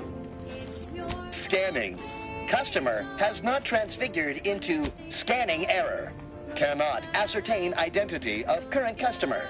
Purging all vending restrictions. Eliminating one restriction. Vending iceberg aged whiskey. Complete. Thank you for your patronage. Error. No sales grandstanding. Found.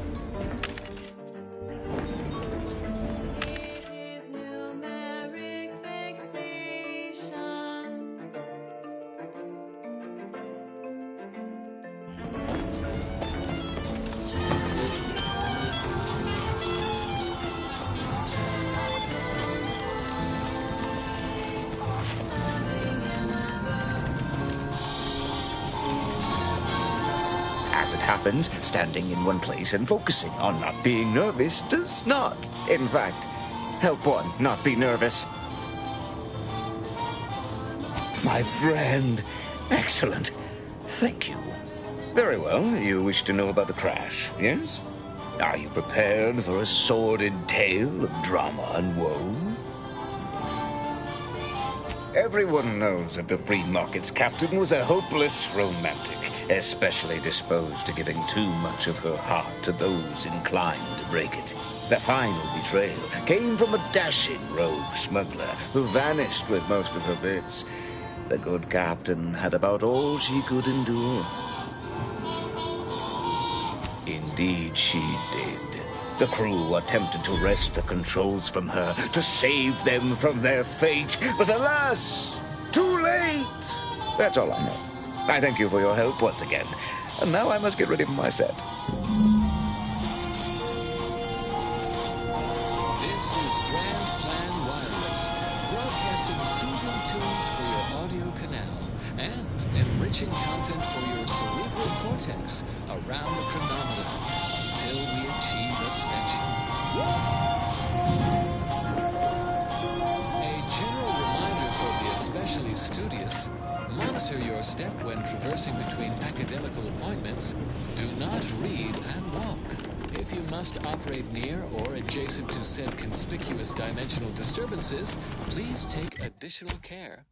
Eyes forward, noses out of academic journals. That is all for now. Until next time, keep hail and mind your calculations. Unlike parallel lines, I hope someday we'll meet. And now, additional data and/or music determined to facilitate cognition. And now, a song from a composer predicted to have... You just bought a shooter from Not a Weapons store, right? Greetings. How has the data collection fared? Finally, a breakthrough. Let's hear it. How did the ACS free market meet its end? So their highest-ranking troops can't even put aside personal issues for the collective. That can't be healthy. Aside from the crash, what occurred in the ship's final moments?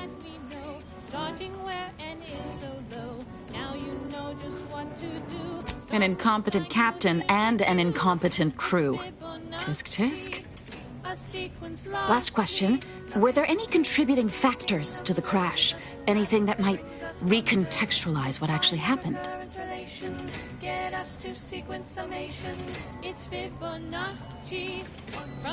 Lacking this information is especially unfortunate. But very well. I suppose that's all I'll be able to get from you. This report is going to bear some glaring absences, which is unfortunate. Still, I wouldn't have been able to get this far without your help. Here's something for your time. It would have been more if I'd been able to complete this, but there's nothing for that now. A part that's quite so vital, arcing in a circle motion. With you as well. Now... 0, 1, 1, and again. 2, 3, 5, and 8, and then. Latest contraband 13, came in. 21, not 2. 34, we're counting through.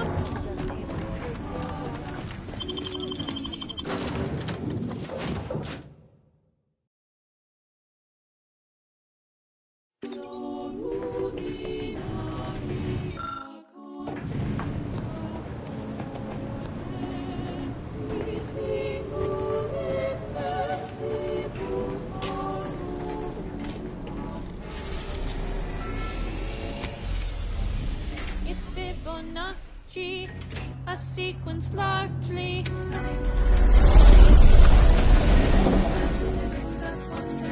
Define the recurrence relation. Get us to sequence summation. It's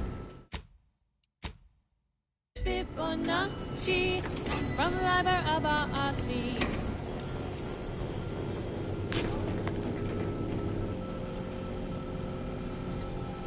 The Fibonacci sequence is a sequence in which each number is the sum of the two preceding ones. 1, 1, 2, 3, 5, 8, 13, 21, 34, 55, 89, 1, 44, and so on and so forth.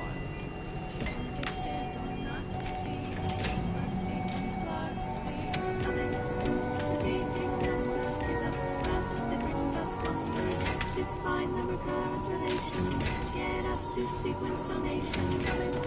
Proceeding numbers give us graph that brings us wonders. Define the recurrence relation. Get us to sequence summation. It's Fibonacci from Liber of Aasi.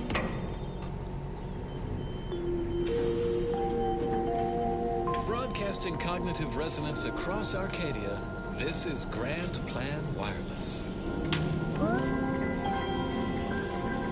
Welcome to another installment of Ask a Vicar with Vicar Magsai.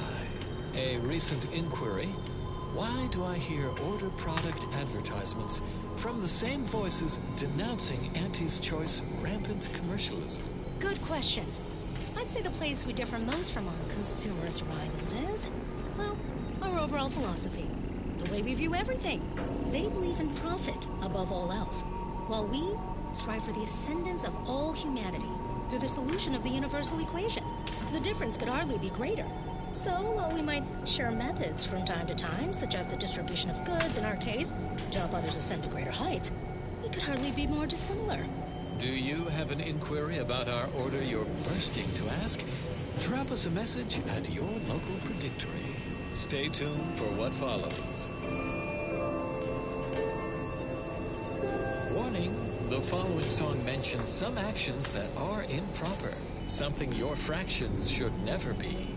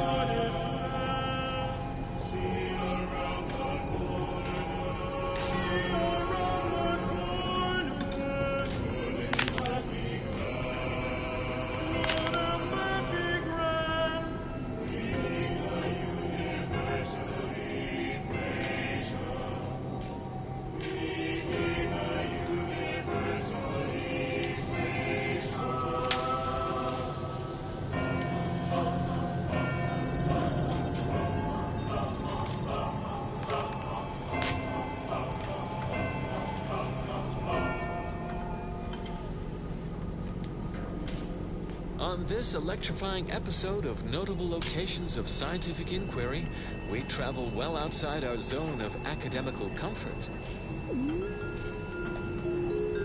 to an objectively and verifiably shocking moonscape, where things go chomp and zap in the perpetual night. Experience a surge in stimulation as we visit Praetor, an inhospitable planetoid, only made marginally habitable by our grounding station and electrical dispersion rods.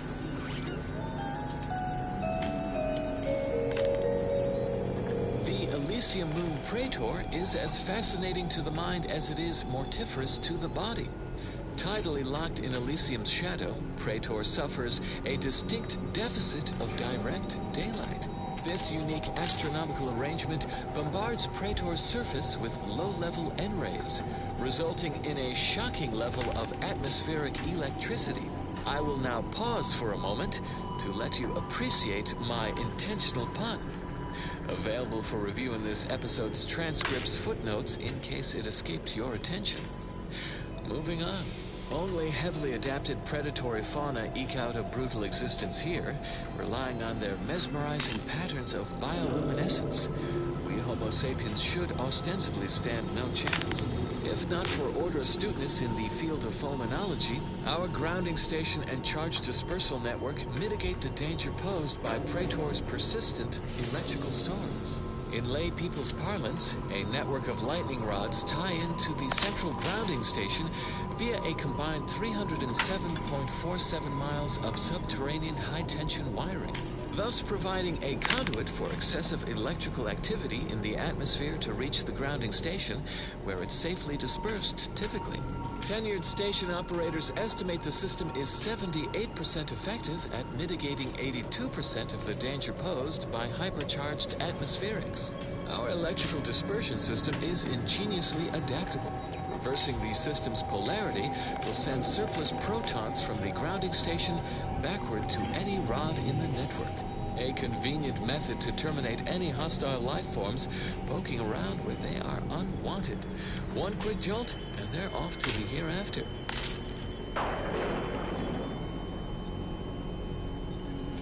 Simply an intriguing possibility to consider as you mull the many fascinating facts behind the Praetor grounding station. Objectively, a notable location of scientific inquiry.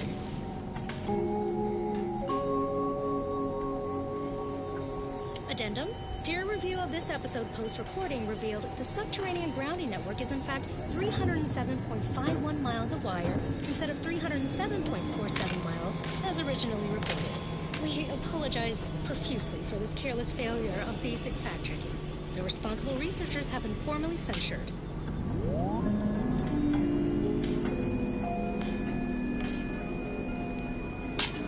Do not deviate from this frequency lest you miss what comes next. Consistency in your work is wonderful. Consistency in playlists is not. Now for a new song.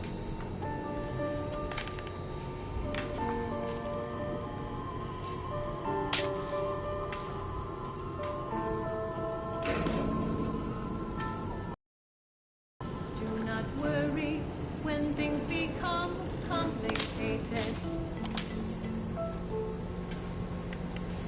Went to school and studied, then matriculated. There's no need to suffer from perplexity in the face of a source of large complexity.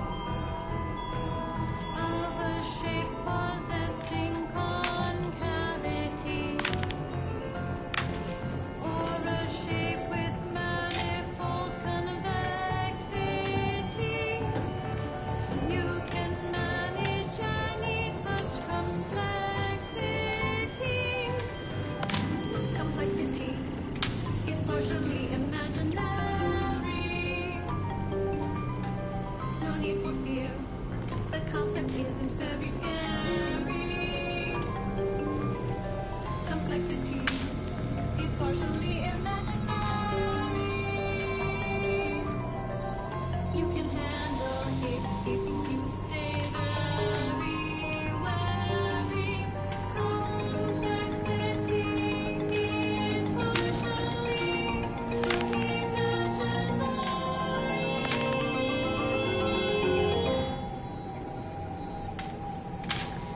That song was odd because it is the number 3 song this week.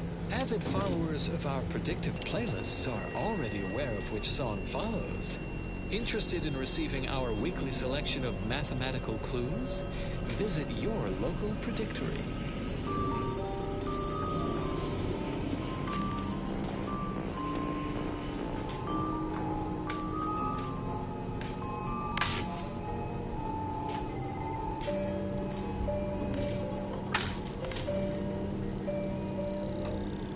If I measured every heartbeat and their electrical signals, would I find a value for love or divide my heart by 0?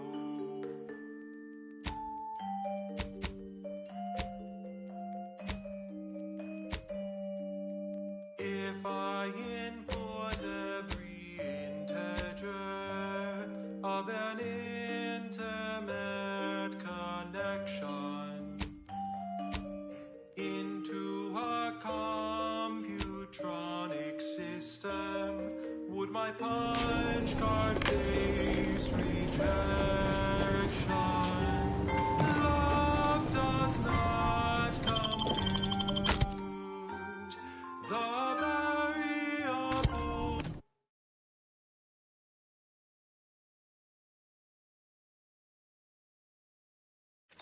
Seem infinite. That tremendous statue is of Matriarch Alexandra Varick, founder of the Protectorate. I'm shocked the traitors haven't defaced it. Ambivalent. Love does not.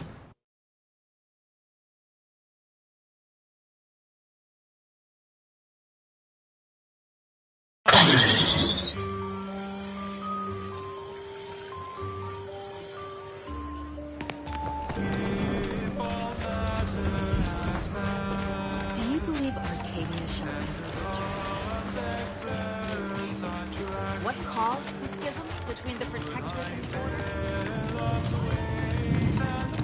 Have you beheld that new rifle up at the monastery? I communicated your anything I can do to assist you? Yes, what have you discovered? Oh, you've lessened the load on my mind Any other updates?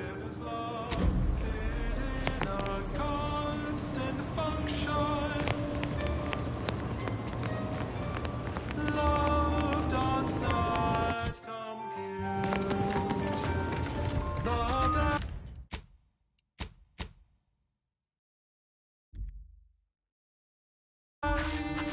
variables seem infinite. Love does not compute. It's both clear and ambivalent. Don't tell me you're one of those drones from Auntie's. Any luck with the Sprat hunt? Decent quality, all things considered.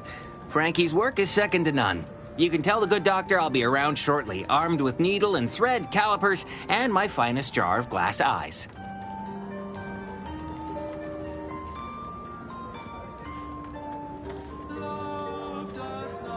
Oh, no, thank you.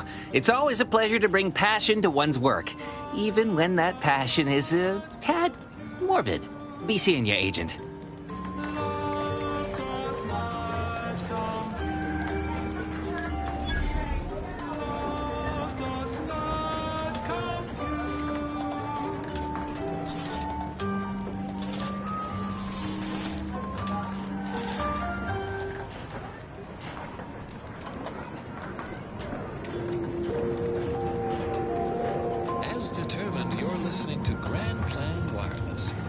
transpiring events, philosophical profundities, informed insight into the future, also music. Stifled by unfulfilling work with no hope of advancement? Tired from fighting off your fellow workers to keep your employment? Want data-driven insight on how to excel at your life? Visit our Predictory and take our short 38-minute questionnaire to determine exactly what career you are meant for. Act now and receive a one-week prognostication from a seer. Absolutely free. You have nothing to lose and everything to gain. If you're feeling anxious about what's next, just wait. Things to come have a way of constantly happening. The future is colliding with the present every moment. Next up, well, the seers among you already know.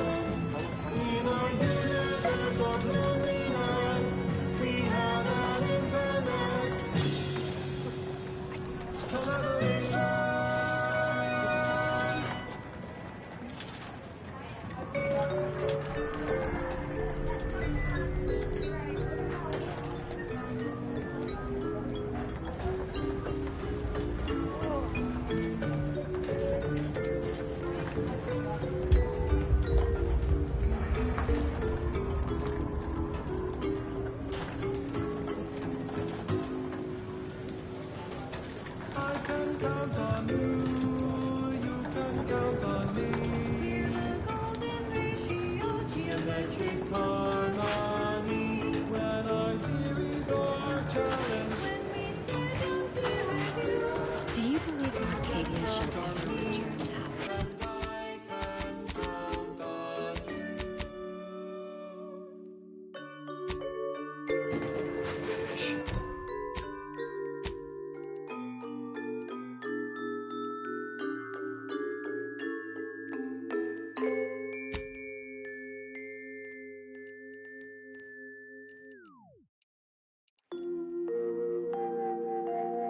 Next, the latest field data validating or repudiating our forecasts and relevant informational details for near-present and future calculations.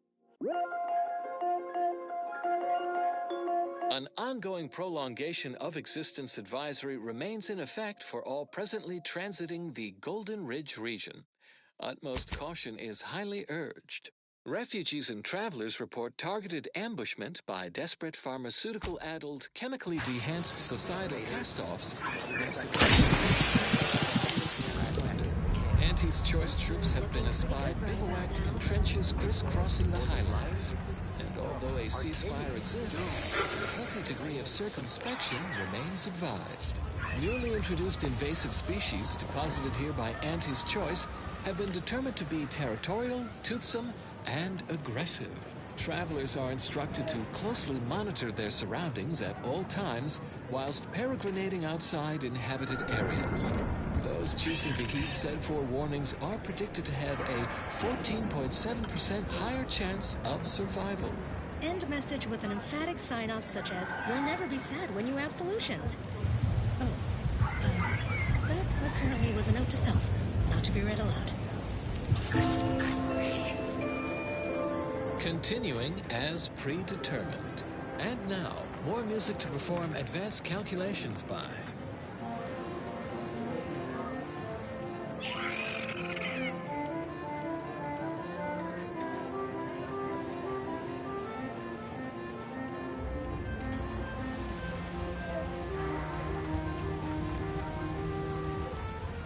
When we first met, your eyes pierced mine like an ionic bond.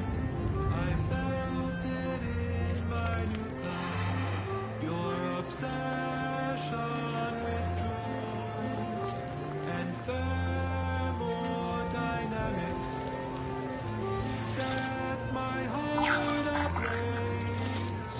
It felt so hypothalamic. In our dynamic process, the temperature increased. It never remained constant. It was impossible to decrease. Caught in a catalyst, leading to combustion. Joined in a synthesis of this combination of this fatal attraction.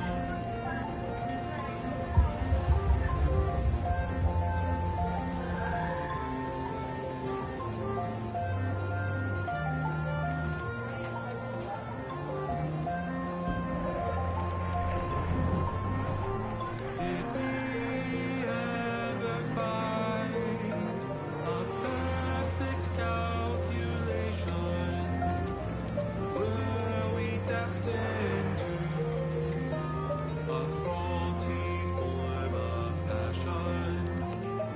When we talked about the role of oxygen, you broke my heart when you countered that with phlogiston.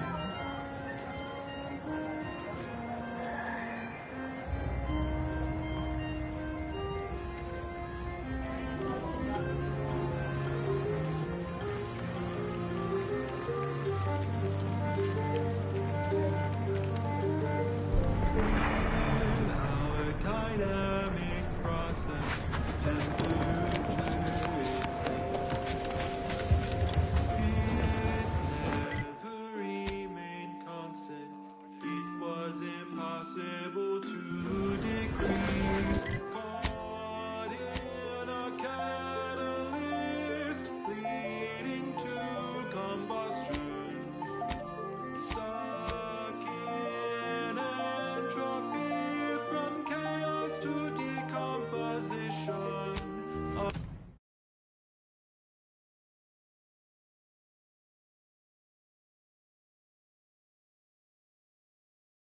Fatal attraction. This fatal attraction. This fatal attraction.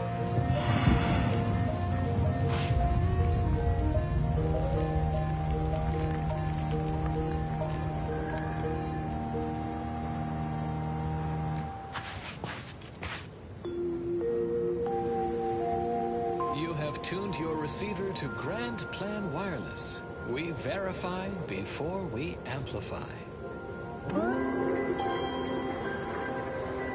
Make your desired outcome be a probabilistic certainty with Pinnacle Vegetable Expulsions. You enjoyed our casts. Now try our expulsions. From the Order of the Ascendant. In time to fail, remind yourself, improvement is found by accepting your role in the grand plan. Understanding your place, knowing your course, removes all worry and doubt. The following song has been determined to facilitate abstract thinking and constructive rumination. Friendly approaching from the north. Hold fire.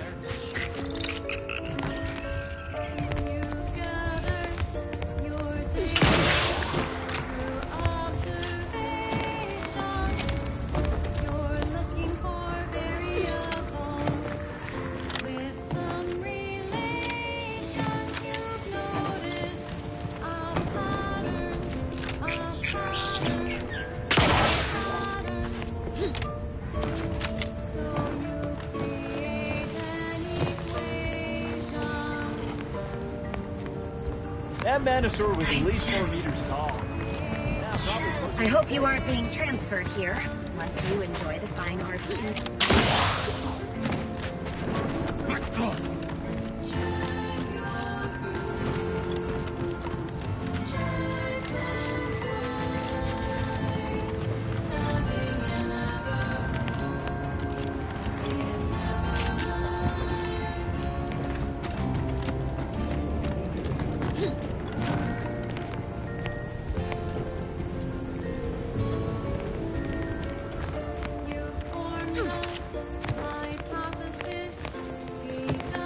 Perhaps I should peruse Malkin's Immutable Mathematics again. I've only read it 4 times.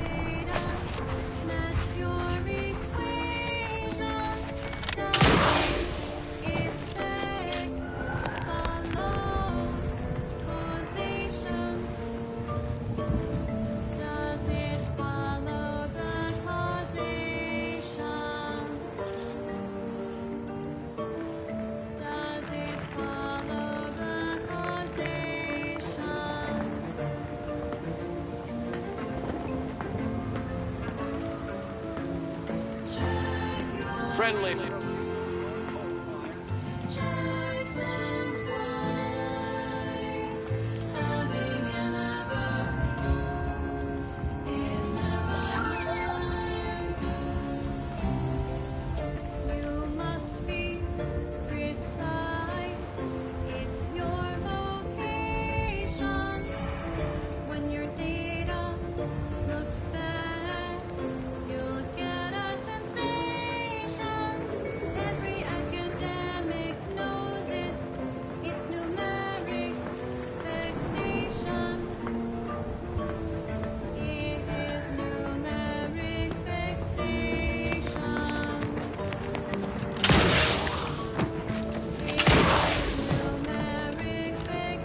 Make sure and get plenty of exercise. Now, what can the pipe doctor do for you? I'm just a plumber. What do I know about human anatomy? People aren't toilets. What kind of preposterous? Very well. Sometimes it takes a... See you there, friend.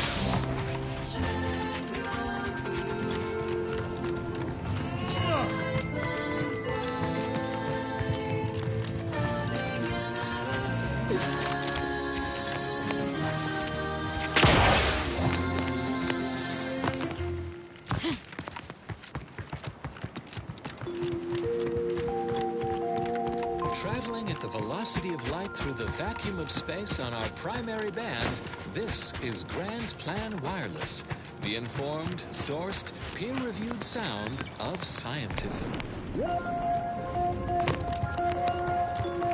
Though our current cordiality with Auntie's Choice continues to hold, remain certain that every department stands united and ready should conflict recommence. Why, simply recall the precision of our air defenses against low-flying craft, augmented by our Sears technology combined with the deft skills of our exemplars. This keen partnership not only forced our rapacious rivals to drop supplies from high orbit, it sent their ground troops scampering into scattered lines of hastily dug trenches. So much for their baseless conjecture that bookish theoreticians, a tidier paraphrasing of their colorful invective, couldn't hold their own on the battlefield.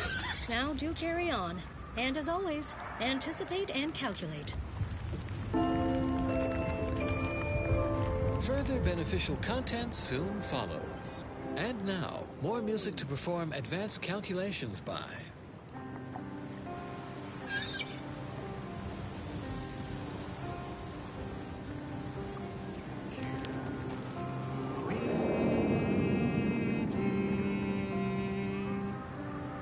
It means your proof is ended.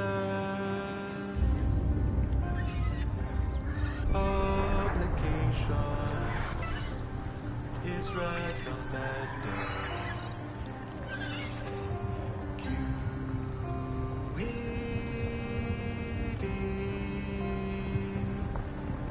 quoted on demonstrant rule. Hard to recall. Here's an easy acronym. QED. Quickly elucidate and demonstrate. QED. Get to the point and do not vacillate.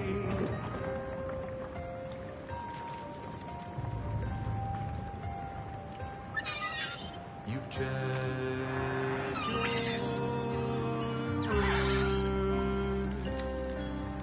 and verified your data. Send in your proof. Don't wait for later. You've crossed your T's. You've dotted your I's. The only thing that's left is publicized. QED. Quickly elucidate and demonstrate. QED. Get to the point and do not vacillate.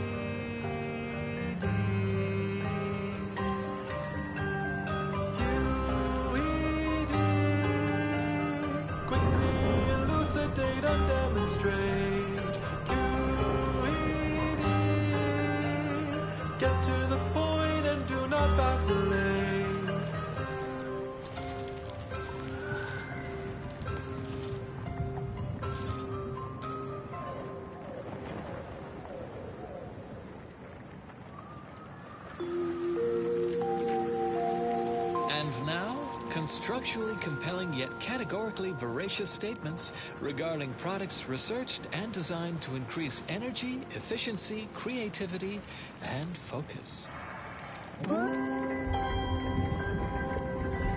You too can reach the pinnacle of refreshment with Omega Point Tea. Available in standard and recaffeinated versions. A taste this transcendent can only be formulated by the Order of the Ascendant. Humorous hot beverage mug text recently observed, scienticians seek safety in numbers and enlightenment. This popular number has been conclusively proven to promote cognitive function.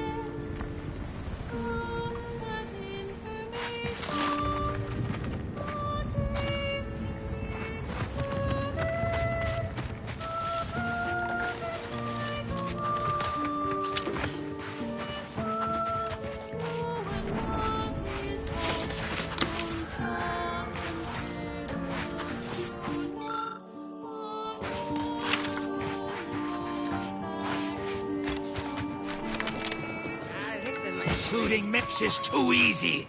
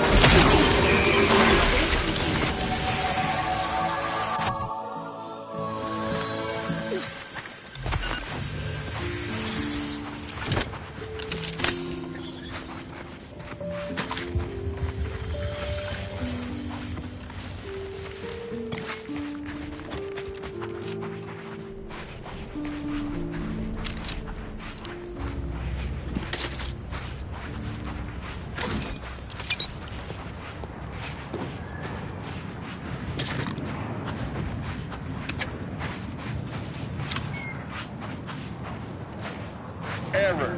Navigation system. Greetings. This unit is unable to fulfill its programming.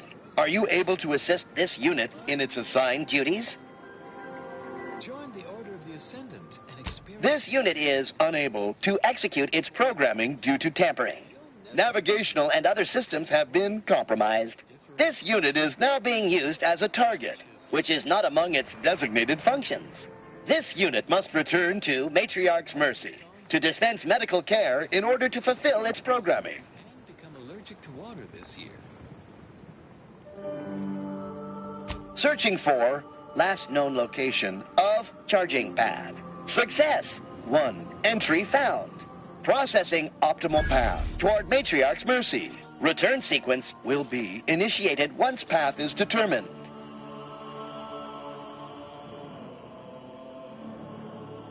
Clarification of purpose confirmed.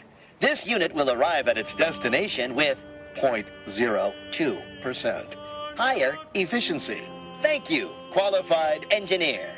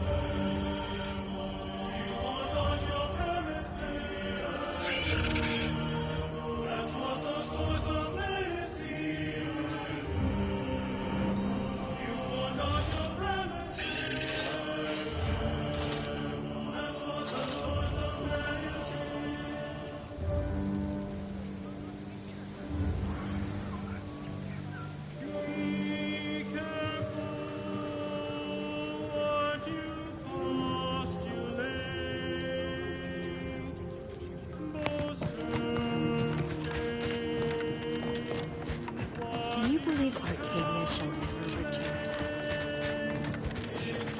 Ruth Bassar is the first among When I asked the seer for medical specialists, a plumber was not what I had in mind. Trust in the Order to think outside of the box. Take this. On behalf of the Order and the displaced, I thank you. Now, will there be anything else? Thanks to you, our automechanical doctor has been dispensing medication and setting broken limbs with tireless efficiency. Here, you've earned it. Now, will there be anything else? From a medical standpoint, the taxidermist doctor was an unconventional choice. But I can't deny the results. A little token of my appreciation for a job well done. Now, will there be anything else? Perfection now exists in sandwich form. Our scientists have created the perfect My supplies are run. sandwich. It is balanced, layered, and tasteful. You may cease your search for complete lunchtime fulfillment, for it has arrived. You are welcome. From the Order of the Ascendant. Ever bear in mind, we are molecular machines, our bodies a tuft of atoms, our minds a result of chemical reactions, our lives predestined along paths clear only in retrospect. Warning, the following song mentions some actions that are improper, something your fractions should never be.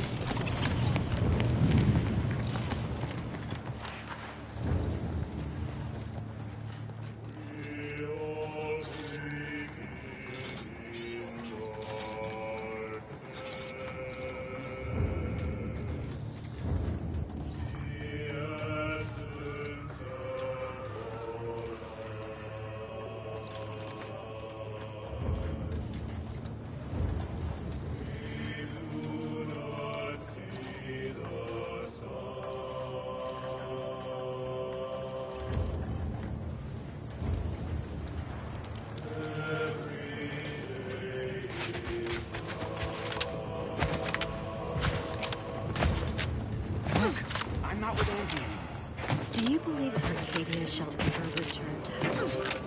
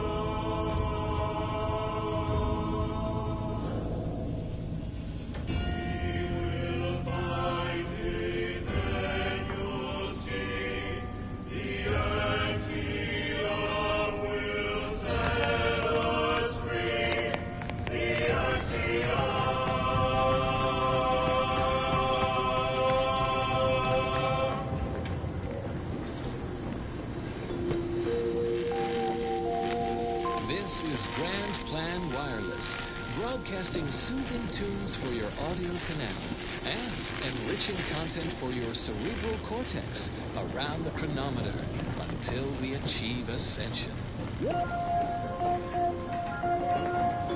Hello, students. Ponder this dilemma. One of our transport pods en route from Zeranium Manufactory 7 has impacted in Antis Choice's outpost opportunity, resulting in casualties. Predictably, the corporatist laypeople blame us for this tragic event, despite our verifiable innocence. We have launched a thorough study to uncover the orchestrators. So ends this missive. And now, additional data and/or music determined to facilitate cognition. Avid followers of our predictive playlists are already follows. Interested in receiving our weekly selection of mathematical clues? Visit your local predictory. Scanner detected.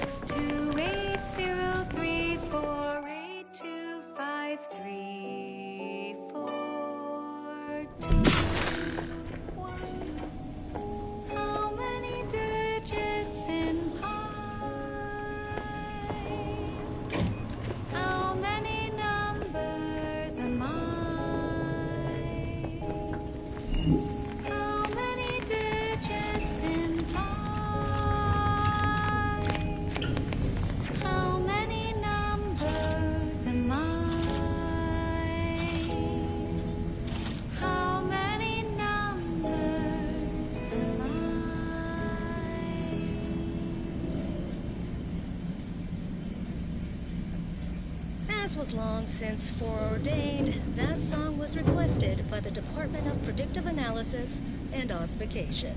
Next up, well, the seers among you already know.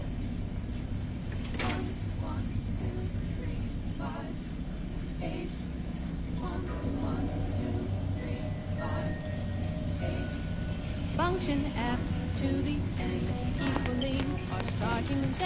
Function f n minus 1 plus the f minus 2. In all cases that we know, starting where n is so low.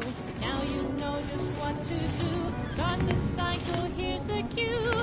It's Fibonacci. a sequence largely summing to preceding numbers gives us a trap that brings us wonders. Define the recurrent relation, get us to sequence summation. It's Fibonacci from Liber Abaci.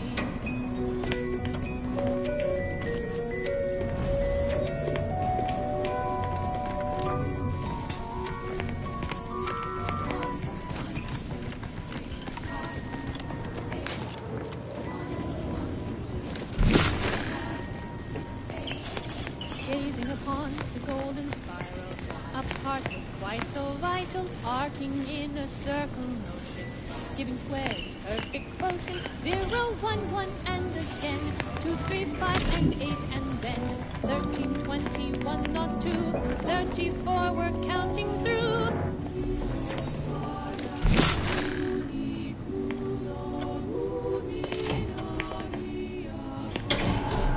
That should do it. Let's get on with the killing.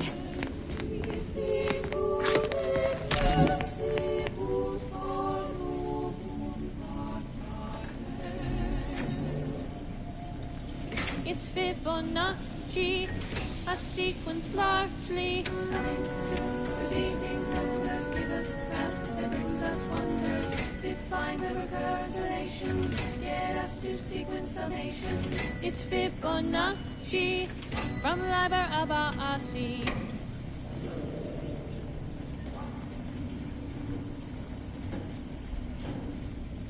The Fibonacci sequence is a sequence in which each number is the sum of the two preceding ones. 1, 1, 2, 3, 5, 8, 13, 21, 34, 55, 89, 1, 44, and so on and so forth.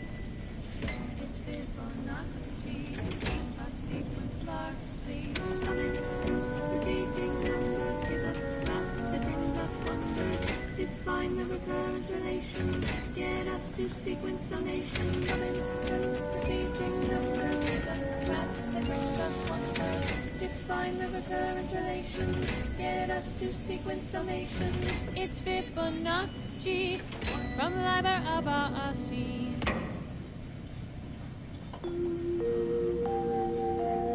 Traveling at the velocity of light through the vacuum of space on our primary band, this is Grand Plan Wireless, the informed, sourced, peer-reviewed sound of scientism.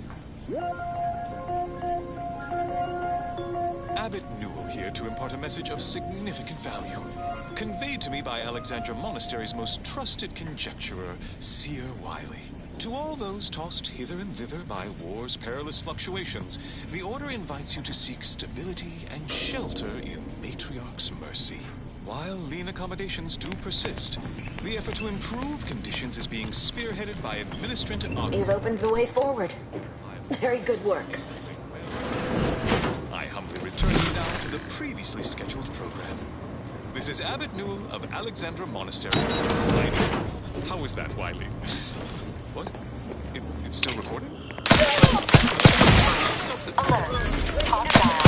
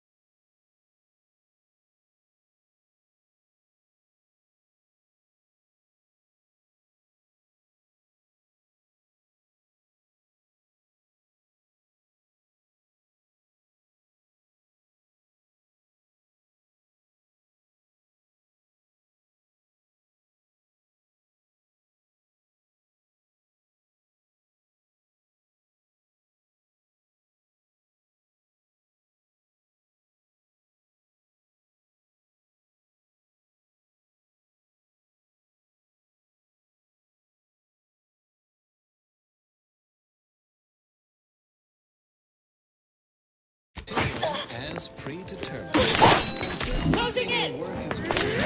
Consistency in playlists is not. Now for a new song.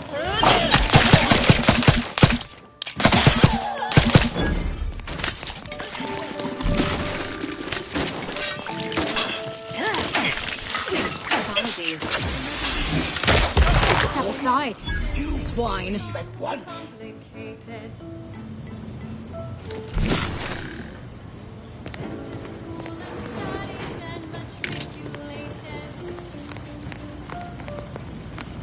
You there, you must leave.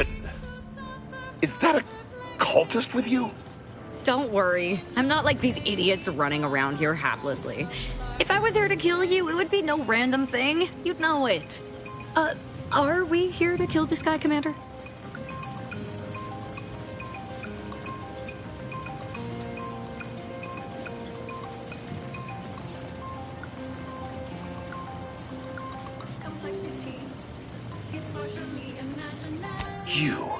You're here to stop me.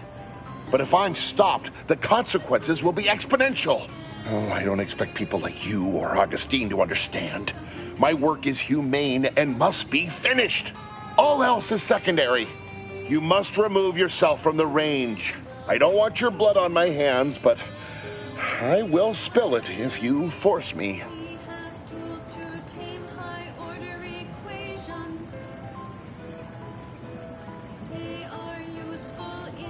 I'm disinclined for any of us to die. I beg you.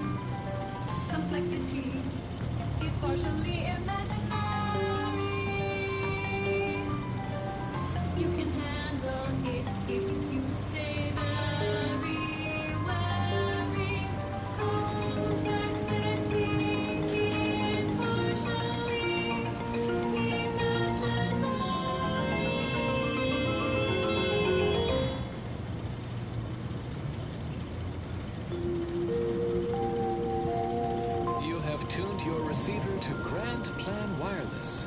We verify before we amplify. Ascendant anti-morbidic soda. None of the calories with none of the flavor. From the Order of the Ascendant. Never forget, we will unlock humanity's true potential. In due course, in due time. Each fulfilling our prescribed role within the grand plan. And now a song from a composer predicted to have 3 well-liked melodies and become allergic to water this year.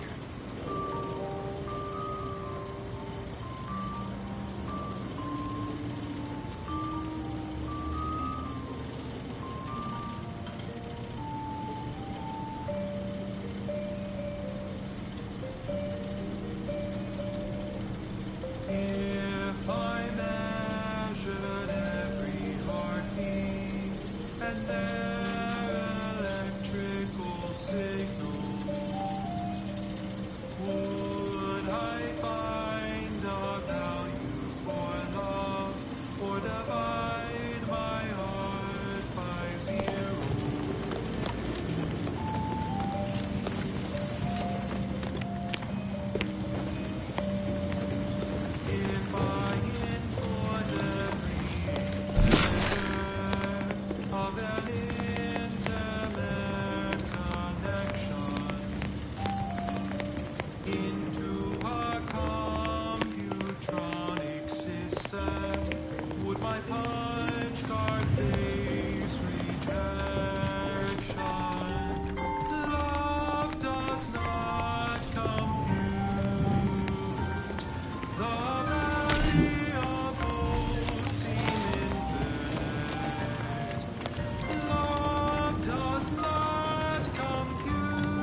I appreciate your help.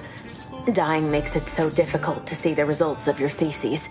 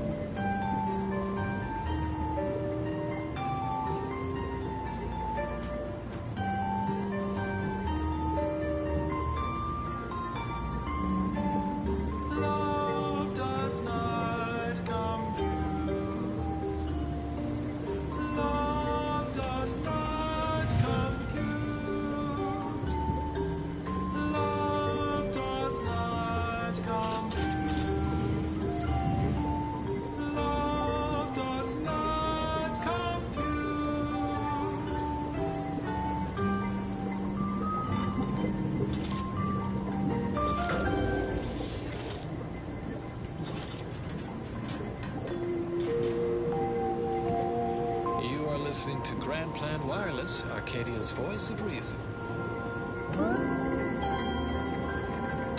And now, with another enlightening missive for the always inquisitive, it's time for Ask a Vicar with Vicar Magsaysay.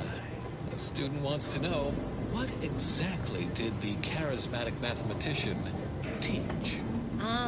One can spend a lifetime poring over the mathematician's works and still never grasp every lick and tittle. I'll give you the 60-second version.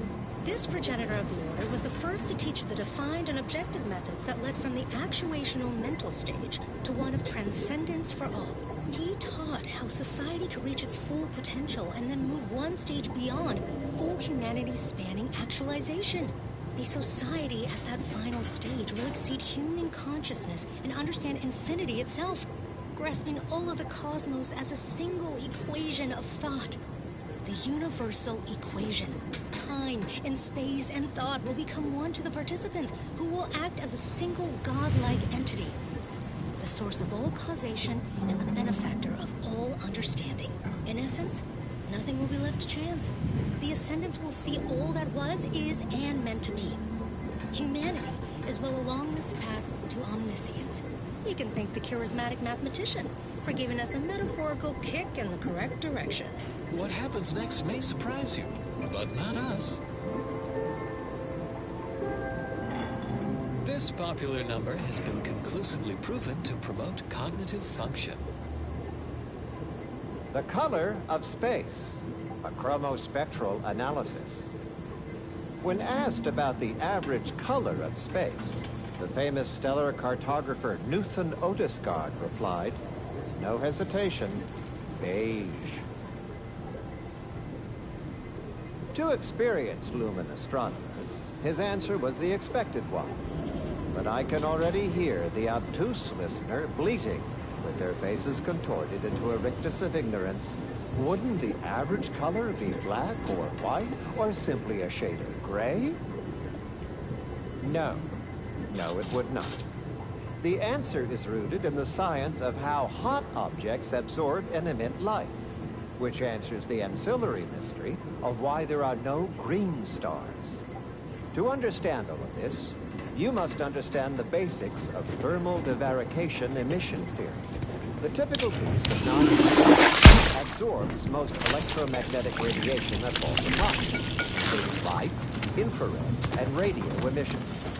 And the matter reflects only a small portion of that radiation. The visible part of that reflection is its color. However, most stellar objects generate far more radiation than they absorb, so they can be modeled as an idealized object, which is assumed to absorb 100% of all electromagnetic radiation and re-emit some based on its temperature and composition.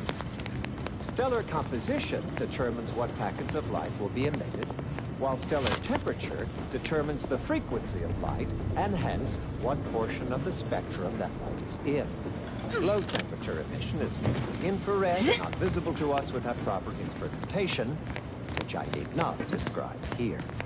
As the stellar body's temperature increases, its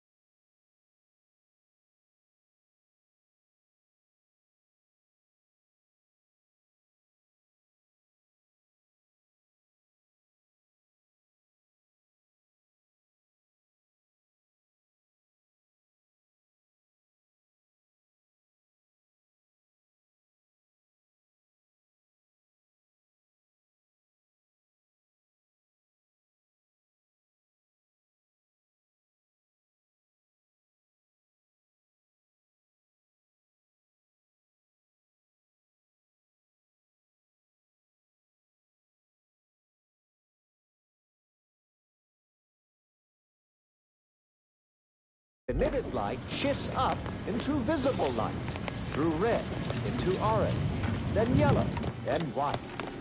Even rare blue stars exist. These are the hottest stars, emitting mostly blue and invisible ultraviolet light. So why are there no green stars, you wonder? I would think the listeners could easily draw this trivial conclusion for themselves, but if I must...